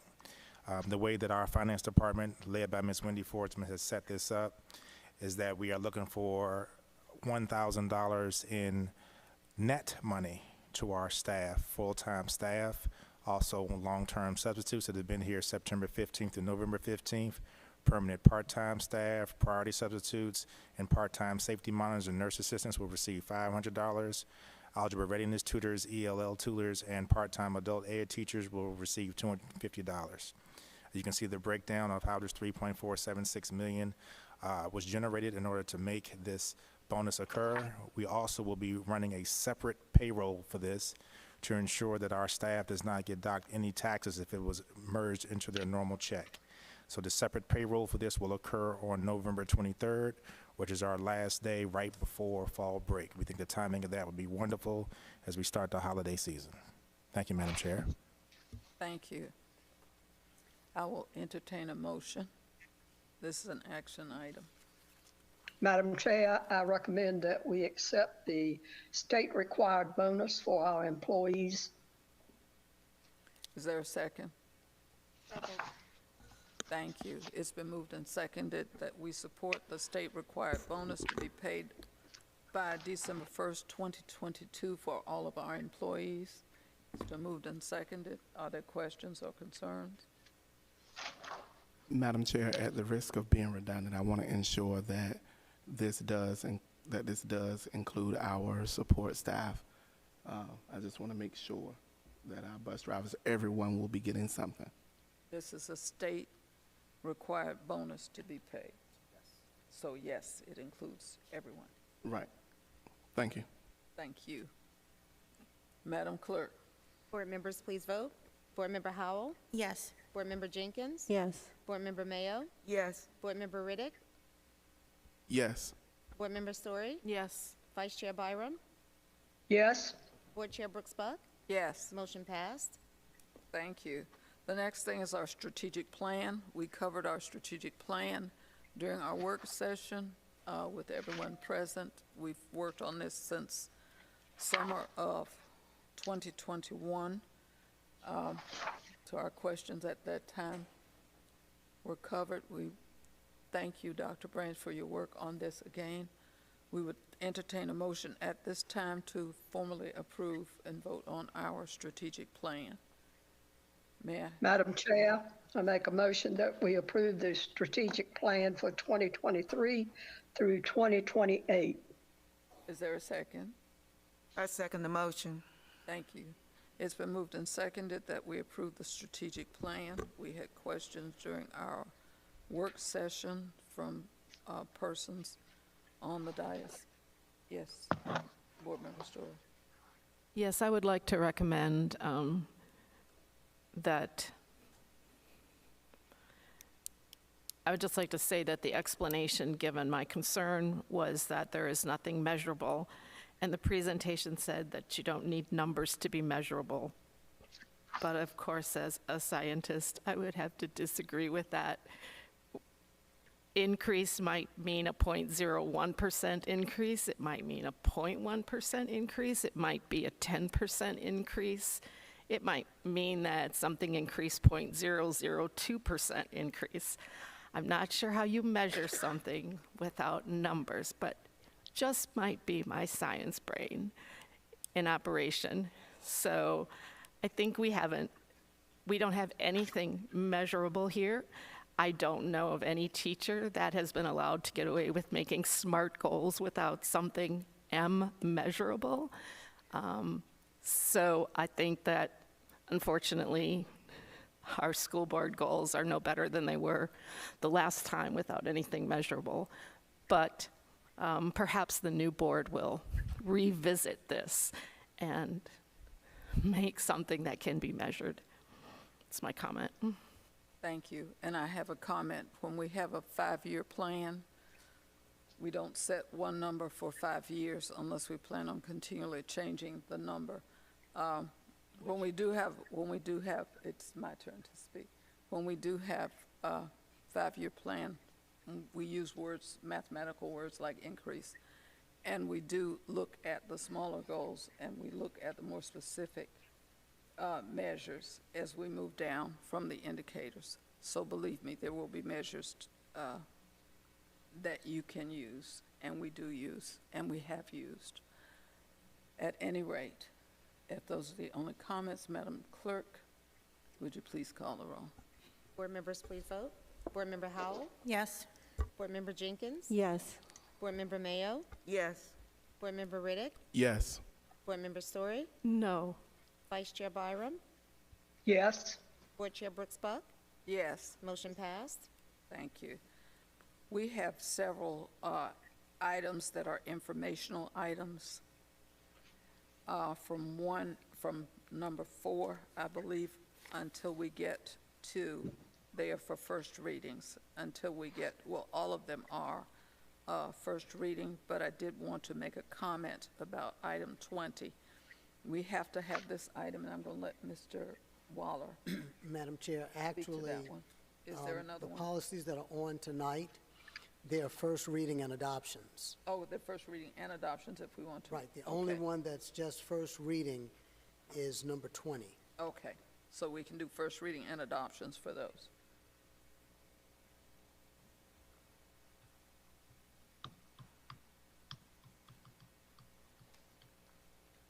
There is one, though, that I know we have to have adopted by January. Mr. Waller? That's 20, and we're going to be reviewing that. That's what I wanted to make a specific notation. that the Policy Review Committee will be reviewing that as the first reading is going on, and then we'll have the second reading and the vote next month. That's correct. Okay, so I just wanted the public to be aware of that. Now, these are first reading and adoption if we choose to, or we must.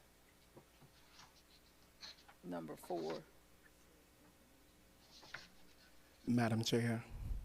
Let Mr. Waller answer for me a minute. We have to do all of these action tonight. That was the recommendation that came out of the policy review committee, when we because had it was last at just our meeting. non-substantive changes, yeah. Right. Okay, all right. Mr. Riddick, you had a question. Madam Chair, my recommendation would be that we defer acting on these policies tonight, as we were just fully prepared to take these in as informational and come back if we had any questions or concerns.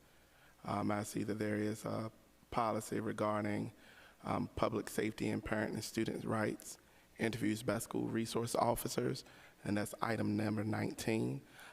I would like to have more time to dissect that. So that would be my recommendation, that we would not act on these tonight because we don't have to. We can always come back and take these at our next meeting. I want you to look at the policies, though, very carefully. Look at the individual policies, because the changes they would be considered. I don't want to use the term, but I want you to look carefully at the individual policies, because the pieces that are underlined represent the changes. The policies already exist.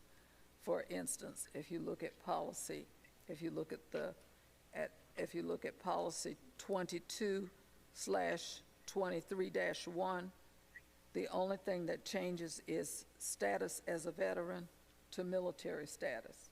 That's the only thing that changed in that policy. Madam Chair, and Stan. Underlined portion. Madam. So these were, let me just finish reading it for folks who are, as we reviewed all of these policies, the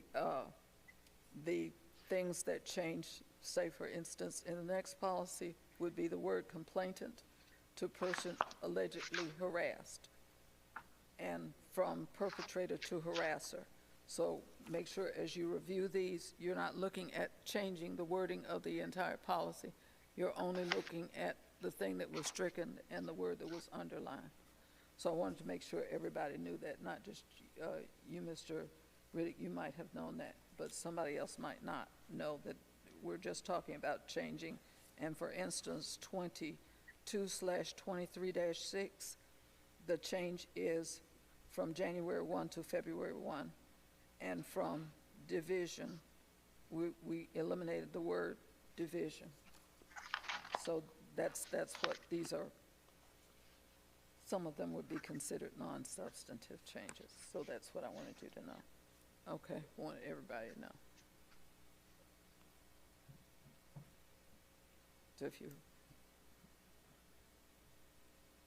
I'd like to ask Mr. Waller, are all of these under that non-substantive? No, they're not.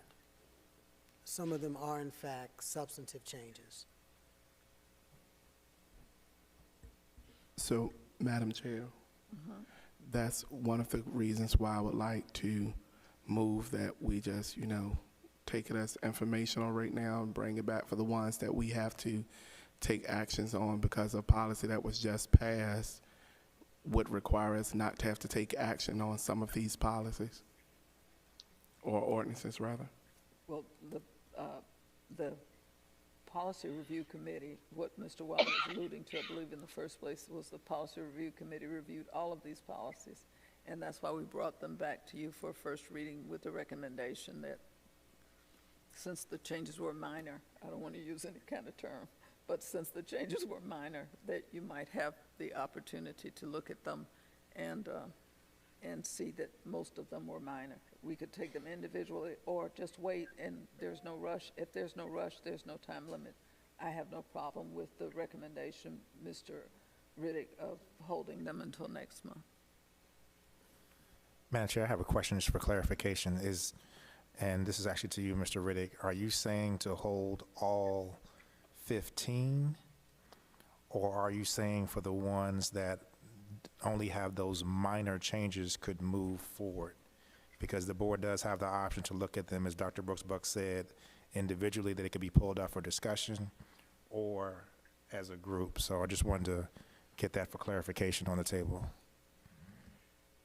Given the policy that we have just approved, if we table it, we will then fall under that purview of the policies which are non-substantive don't have to come back unless there's an opposition from the board members. And then the ones that do require action, we as a board will have more time to review and ask additional questions if need be. So my recommendation would be that we don't take action on any of them tonight because it's not time sensitive. The only one that is time sensitive, it has the date of next year. So that way, the ones that would fall off, and we would just be looking at the ones that require us to make substantive changes. I would just like to make one correction on what you just said. All these policies have been reviewed by the Policy Review Committee. They do not qualify under the resolution that we just made. All these policies were reviewed by the Policy Review Committee. They were not, the changes were not made by Mr. Waller under that new resolution. These policies have been reviewed by us. And these were with the recommendation that because they were minor changes in the policy that you do this. But we don't have a problem with whatever you would like to do if they are not time sensitive. Mr. Waller. All of these policies were reviewed by Policy Review. They are before you tonight for adoption. You don't have to act on them. You can do one or two things. You can refer this to your next board meeting. In other words, what you would do is just actually put it in a first and second reading format. That tonight would be your first reading, next month would be your second reading and adoption. The other option is that you could say those policies that are covered now by the resolution that you just adopted can be handled under that resolution. For anything that's not covered by that resolution will come back to you in December. So they are your options as I see it. Attorney Waller, you put it exactly as to what I was trying to say with the second portion by deferring it. The policies that are covered by the resolution we done today will fall off. We don't need to address those unless we have some issues with them. And then the ones that we need to, that are not covered by, we could address that at the next meeting. That's all I was recommending. The way in which to move that off center is just have a motion to that effect and have someone to make a second, and then you can have any further discussion, and then you can call for the vote. Madam Chair, I move that we defer the ordinances that are before us today, ordinances 4 through 19, and those ordinances that fall under the resolution that was passed today regarding grammatical and non-substantive changes be removed, and the other ones be brought back to the board for our approval.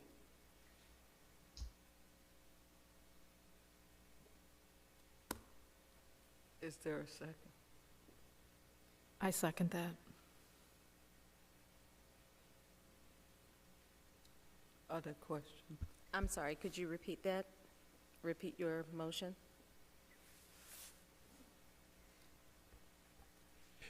I move that ordinances numbers 4 through 20 that falls under our resolution. 4 through 19. 19. Oh yeah, 19. ordinance 4 through 19 that falls under our resolution be referred to, ordinance 4 through 19 that falls under our resolution falls off. Any ordinances that are not relative to that resolution be brought back to the board for approval.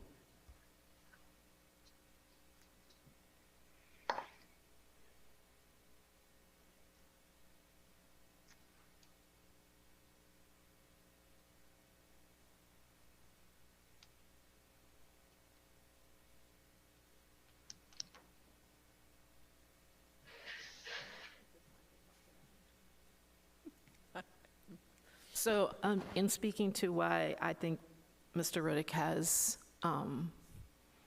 put forth something good is that if there are, Mr. Waller indicated there were some of these that had substantive changes. And I think the board should review those, should get those, come back to us via email with how he sees them as substantive, and then we should review that for the next month and then come back and vote. If it's a change that really makes a difference, then the board should be cautious and do a second reading on them. And he did say that some of these had changes that were substantive, and we should take a look at it. And that would be our job to do that. And then some didn't. So I think we should rely on his judgment that those ordinances that really have had changes that make a difference, we should take a look at those. That would make sense to have it be a first and second reading. Madam Chair, Yes. I've read all of the policies that were given to us, and I understand that the Policy Review Committee went through these very carefully and recommended them. For lack of language, there are minor changes in these, and policy, the meat of the policy, and much of those policies, it's not changing. And I read through all of them, and I came tonight to be prepared to vote on it as the Policy Review Committee recommended. There was no way of us, no way to know if that resolution was going to pass in anyway. So that's just my opinion. Are there other comments by other board members? So I was at the Policy Review Committee where we addressed these, and it was my first time, and I did ask questions. I thought that I understood that they were all non-substantive changes, but then what I heard, did I just hear Mr. Waller say that is not the case of these? They're not all non-substantive changes? Because I feel like when we discussed them at the Policy Review Committee, you said that they were just minor shifts in wording. No, I didn't say that with regard to all of them. Some of them are in fact grammatical. Some are not. And those that were grammatical, I indicated that at policy review. Those that included more than grammatical changes, I indicated that as well. So you have a smorgasbord of all of that here. And so the policy review decided that we would just send all of them for first reading and adoption. For example, one of the policies that you have here changes the date by which the school superintendent is required to file a conflict of interest statement from January 1 to February 1. Yes. Now, that's not a grammatical change. Sure. That's a substantive change. Okay, I understand. But it was so minor that I believe the reason that the Policy Review Committee said that it could just go for first reading and adoption. Okay. So even though there are substantive changes here, a lot of them are real minor, and I think that's the reason why the Policy Review Committee said what they said. Not that they were all grammatical, but because they were grammatical and substantive, but substantive changes were so minor that you felt it was okay for it to just come for first reading and adoption. Thank you. Thank you for explaining that and clarifying that, and I did, at the policy committee, understand that and suggest that we move to action. So I just wanted to be clear that I wasn't remembering something incorrectly. So I do see now what you're saying about it being a substantive but minor change. And I think we're all filling up on vocabulary soup here.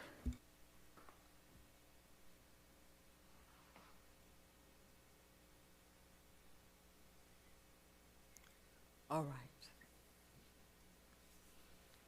Lord. Now, we have a motion, I believe, on the floor, and it was seconded. And we've gone far afield, so we need to reread that motion so people know what it is they're voting for or not voting for or whatever.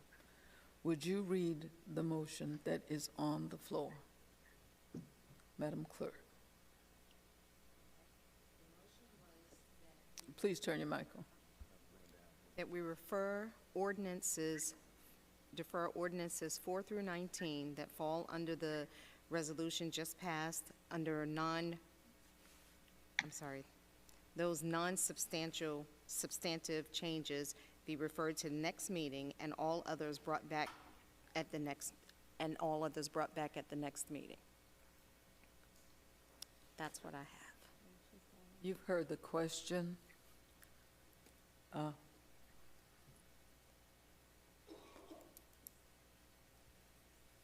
Is that okay, Mr. Riddick? Is that what you? Yes. Is that correct? That is correct.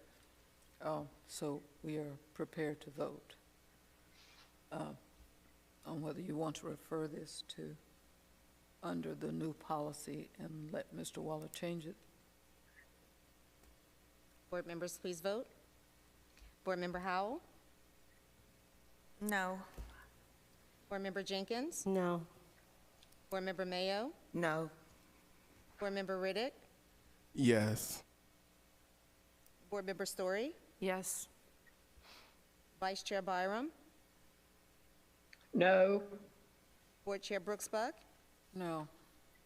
Motion failed. I will entertain a motion about policies covered under items 4 through 19 at this time. Madam Chair, I move that we approve ordinance 22/23-1 through ordinance 22/23-16. Is there a second? I second the motion. Madam Clerk? Board members, please vote. Board Member Howell? Yes. Board Member Jenkins? Yes.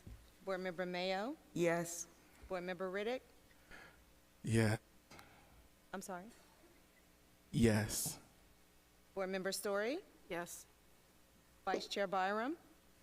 Yes. Board Chair Brooks Buck? Yes. Motion passed. Now, ordinance number 20, item number 20. Mr. Waller, would you please speak to that one? This is a policy that you need to have in place by January 1. As the chair mentioned a few moments ago, it is still going through policy review, but in order to meet the January 1st deadline date, it needed to be on the agenda tonight for first reading, and then there will be a second reading in December, at which time you will be asked to vote on it. The public has an opportunity to comment on this proposed policy. They had an opportunity tonight if they wanted to because it was on the agenda. And they also have an opportunity in December because, again, it will be on the agenda. There was a model policy that came down from the State Department. The model policy and the statute requires that there be certain components to the sexual explicit policy. The three components that must be included in the policy includes confidence in parents, and that is that the act reflects legislative confidence in parents to make appropriate decisions with respect to whether their child should be allowed access to instructional material containing sexually explicit content. Secondly, respect for parent decision-making, that each parent has the right to make decisions concerning their child's education in accordance with their customs, faith, and values, and local school boards should develop policies that provide parents with the opportunity to change their decision by providing notice to the school. And then third, respect for parents' rights to protect their children's innocence, that parents have the responsibility to protect their minor children's innocence at every age and stage of maturity. The Act directs the creation of the model policy ensuring parental notification of any instructional materials that include sexually explicit content and the right of a parent to choose non-explicit instructional content and related academic activities for their child. The draft policy that you have in front of you includes all of these required elements. There is some additional language that has been inserted in the policy that was not part of the model policy.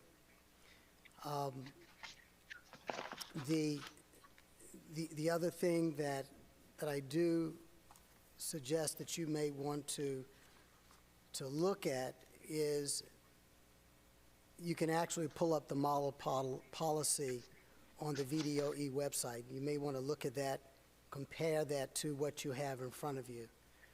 If you so desire, I can also send to you highlighted portions that will clearly show you what is different in the policy that is in front of you versus that which comes from VDOE.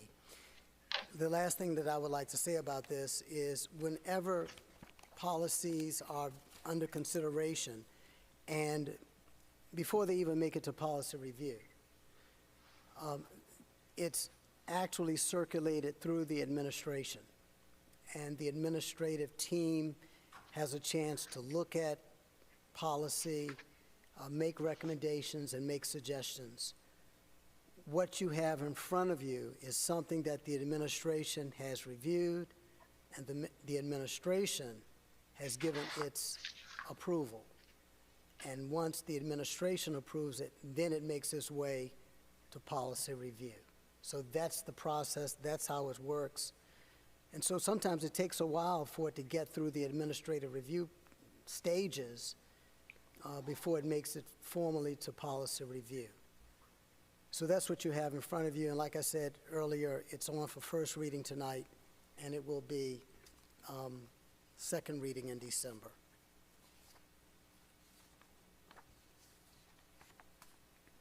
Thank you, Mr. Waller. One of the reasons that we wanted to make sure that this was available to you board members before the Policy Review Committee had a chance to meet and organize a meeting and have the public be available as we discussed it and do all of the things that we normally do. We wanted to make sure board members had it because of the topic. We wanted to make sure that everyone had it and had an opportunity to review it and to look at the things that they thought were important to review. And so we wanted to make sure you had it and at least had the time to have a first and second reading, and the public has a chance to make their comments to you and to us. Thank you so much. At this point in time, we will have comments by board members. We have no comments from the public on non-agenda items. So comments by board members, I'll start at this end. Are you ready? Good evening, everyone, and congratulations to our marching bands at Lakeland and Kings Fork. Hopefully I'll see my Warriors up there next year. Congratulations also to the teachers that were spotlighted and to our many sports accolades in our fine arts program that was recognized. I have been reading the book that we put out for the Family Reading Initiative, and it is such a good book. So if you haven't started reading it yet, please pick it up. It's on Amazon. Christmas is coming, and it's a great time to buy books as gifts and keep your kiddos reading, and I'm going to keep on pushing that because that is going to push them towards success across all subjects, including STEM. Happy Veterans Day, happy Thanksgiving, and I will see you all next month. Thank you. Board Member Jenkins. Thank you, Madam Chair. Just like Board Member Howell said, congratulations to everyone that was in the spotlight. I really appreciate your dedication and your service, and for a job well done. A big congrats to the bands on all of your amazing accomplishments. A special thank you last Friday at the Kings Fork and Nansemond River game. The majorettes for Kings Fork gave me a special instruction on twirling and some of their moves, so thank you very much for that.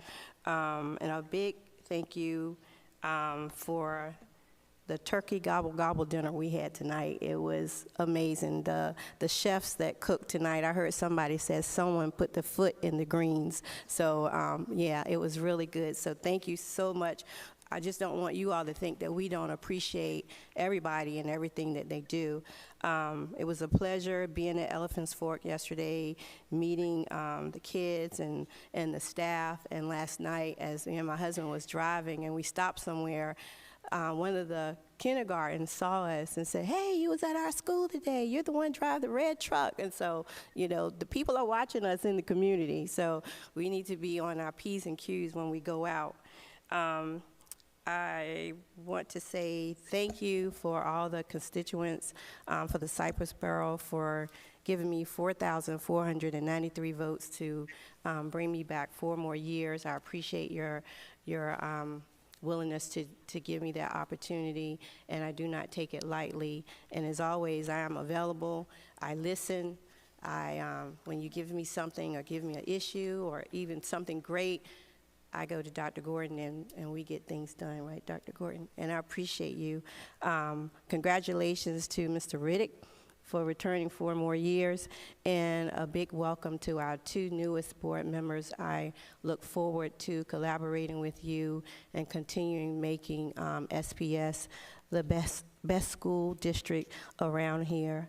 And thank you, Dr. Gordon, and your stellar team, and all who are employed here at Suffolk Public Schools.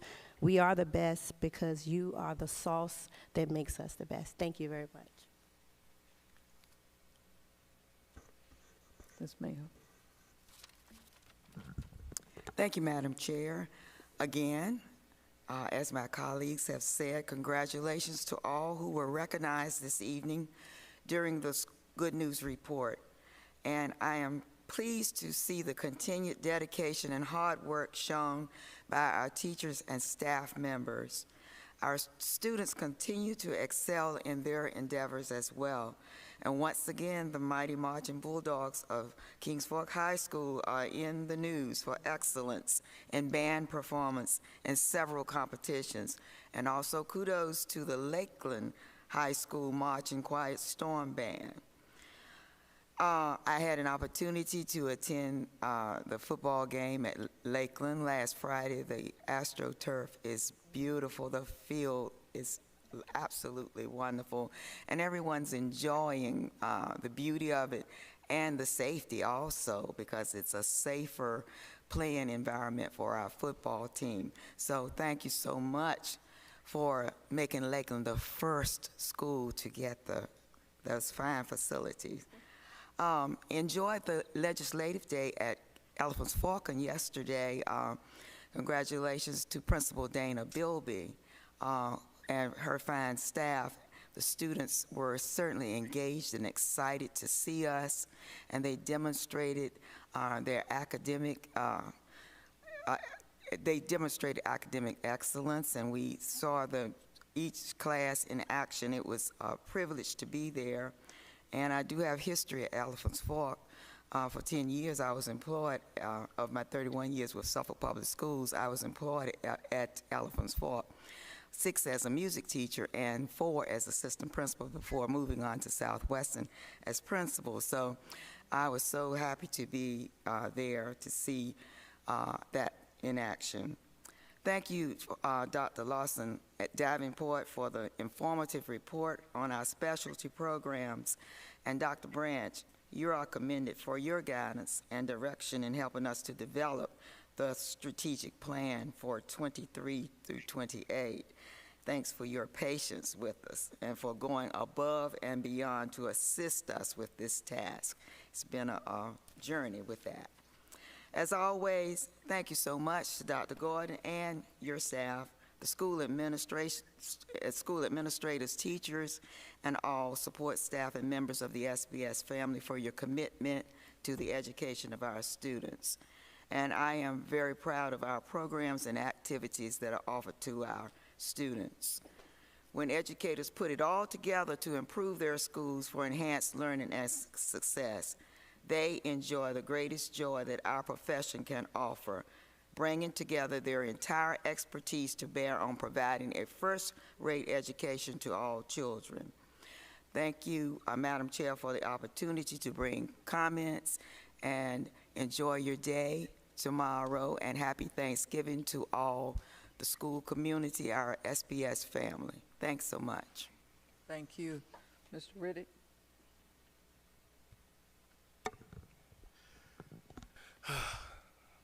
First of all, I would like to say thank you to all of the citizens of the Suffolk Borough for their continued support. Thank you for expressing your vote of confidence on this past Tuesday and electing me to serve another term as your elected representative. I'm humbled that you all favored me with such a grand opportunity. I really get a thrill out of representing the citizens of the Suffolk Borough. The Suffolk Borough is ever-changing, and our students are extremely bright. It was a great day for me to see so many of the students that I used to drive on the school bus at McBean Junior Elementary School come out to exercise their right to vote. And for most of them, it was their first time, and it was completely mind-blowing to just, be talking, and out of the blue you're grabbed and given a hug and Mr. Riddick, and I'm voting for you. I mean, you see that level of excitement in the children and their families. It was a breath of fresh air to me, and it was a much needed breath of fresh air. And with this climate that we're trending in, I have a statement that I believe is warranted for everyone. As we have a stake in Suffolk Public Schools. And it reads, if student success is always at the forefront of every decision, we could never go wrong. The moment we remove that focus, it's the moment we will not be successful. With that being said, I ask each sitting board member, incoming board member, parents as partners, and community stakeholders to set their differences aside. There is a lot at stake. 14,000 young minds are at stake, and we have to get rid of the isms, the political agendas, the personal agendas, and the foolishness, and just do what is in the best interest of our students. And that's having a clear-cut dialogue to continue to move our city forward in the right direction. It is a blessing and an honor to sit in this seat. It's one that I do not take lightly. On this campaign trail, I learned a lot about the Suffolk Borough, and in the infamous words of Bob Dylan, the times are changing, and we have to get with the times or be left behind. And I'm excited because I know that we are going to continue to face every challenge head on as we have done in the past. I'm excited because I know that we have a qualified staff that is going to help us navigate through these uncharted waters. I am extremely excited because I get to continue to serve as your representative. Thank you, happy Thanksgiving, and have a wonderful and glorious day. Thank you. Board Member Story. Thank you. I wish all of our veterans a very happy day tomorrow as we honor our veterans on Veterans Day. We certainly have a lot of parents that have all served in the armed forces in some way. And so I say thank you to all of you who have served, and remember those who are no longer with us but have served. I know there's a lot in my family, so happy Veterans Day tomorrow. I also wish everyone a very happy Thanksgiving. We have some good breaks coming up here for our teachers and students, and everyone have a very happy Thanksgiving and a very safe Thanksgiving as people travel. Various forms of travel, highway, wherever you're traveling to for family. I hope the family either arrives safe or gets to your destination safely. And so everyone, just wish everyone a very good evening. Thank you. Thank you. Vice Chair Barrow. Yes, ma'am. Thank you, Madam Chair. Ditto to all of the other comments. The band programs at Kings Fork and at Lakeland have been outstanding. I look forward to all of our schools winning a lot of accolades. The sports has been great. Academics, we're moving ahead. Everything is looking good. I do want to congratulate also Mr. Riddick and Ms. Jenkins for their campaigns and their return to the board. Their expertise and knowledge will help the board as we move forward. And I welcome others that will be joining us. I encourage those people to educate themselves, especially on public school issues that are on the forefront in Virginia at this time. The Teacher Spotlight this month, I congratulate all of those that were honored. I noticed there was one special shout out I want to give to a former student of mine. It makes me so proud when I see what has happened in Suffolk Public Schools. She's a John Yates graduate. She was my student for several years. Her name is, I call her D Knight Boone. She's a wife of Randy Boone, that many of you know. And Dee has done an outstanding job in Suffolk Public Schools for many years, and I'm glad to see that she's being recognized. It makes me feel very good for her. And congratulations, Dee. Couple of other things. I'm very pleased that we're given the bonus that the state recommended, and I thank Ms. Forsman for working on that so that they will actually get the amount that they should get. Which costs us extra money. But we try to look out for our employees as much as we can, and I appreciate that, Ms. Forsman. A special thank you to Dr. Gordon and his team, continuing always to do an excellent job. And I want to thank you, Dr. Gordon, and I want to thank Ms. Forsman and Dr. Whiting in Food Services for the gift of turkeys for our employees. I think that was an outstanding move. I know Dr. Gordon's philosophy of reward and pats on the back for our employees, and I do commend him for that. That is much needed for all of our employees. Thank you, Dr. Gordon, for that. And happy Veterans Day and happy Thanksgiving to everyone. Have a safe holiday. Thank you, Madam Chair. Thank you all. I want to say ditto to everyone. I, of course, want to acknowledge our students who've done a wonderful job, both on the field, on the field, and in the classroom. I want to acknowledge those, and I'm especially impressed with our young man who is representing us internationally, Landon King, I believe his name is, internationally. I thought that was very impressive. So Our prayers are with him as he travels, as he does what he does, and he does it well. To our bands, our cheerleaders, our athletes who are all over the place, I'm just so proud of all of you, and I tell everybody all about you wherever I go. I can only echo the comments of everyone. Congratulations, Mr. Riddick and Mrs. Jenkins, on your wins. I do appreciate your input on the school board, and congratulate you on the hard work that you've done. I think the best thing that I can do for employees at this point is hurry up and get to the next few items on the agenda, so that's what I'm going to do. Thank you for your hard work, and the next 3 items are information items. I encourage board members to read and look in your packets, and I will entertain at this time, because I really throw people off when I say all minds clear, so I'm going to say, I'm going to ask you for a motion, please, to adjourn. I move for adjournment. Is there a second? Second. It's been moved and seconded that we adjourn.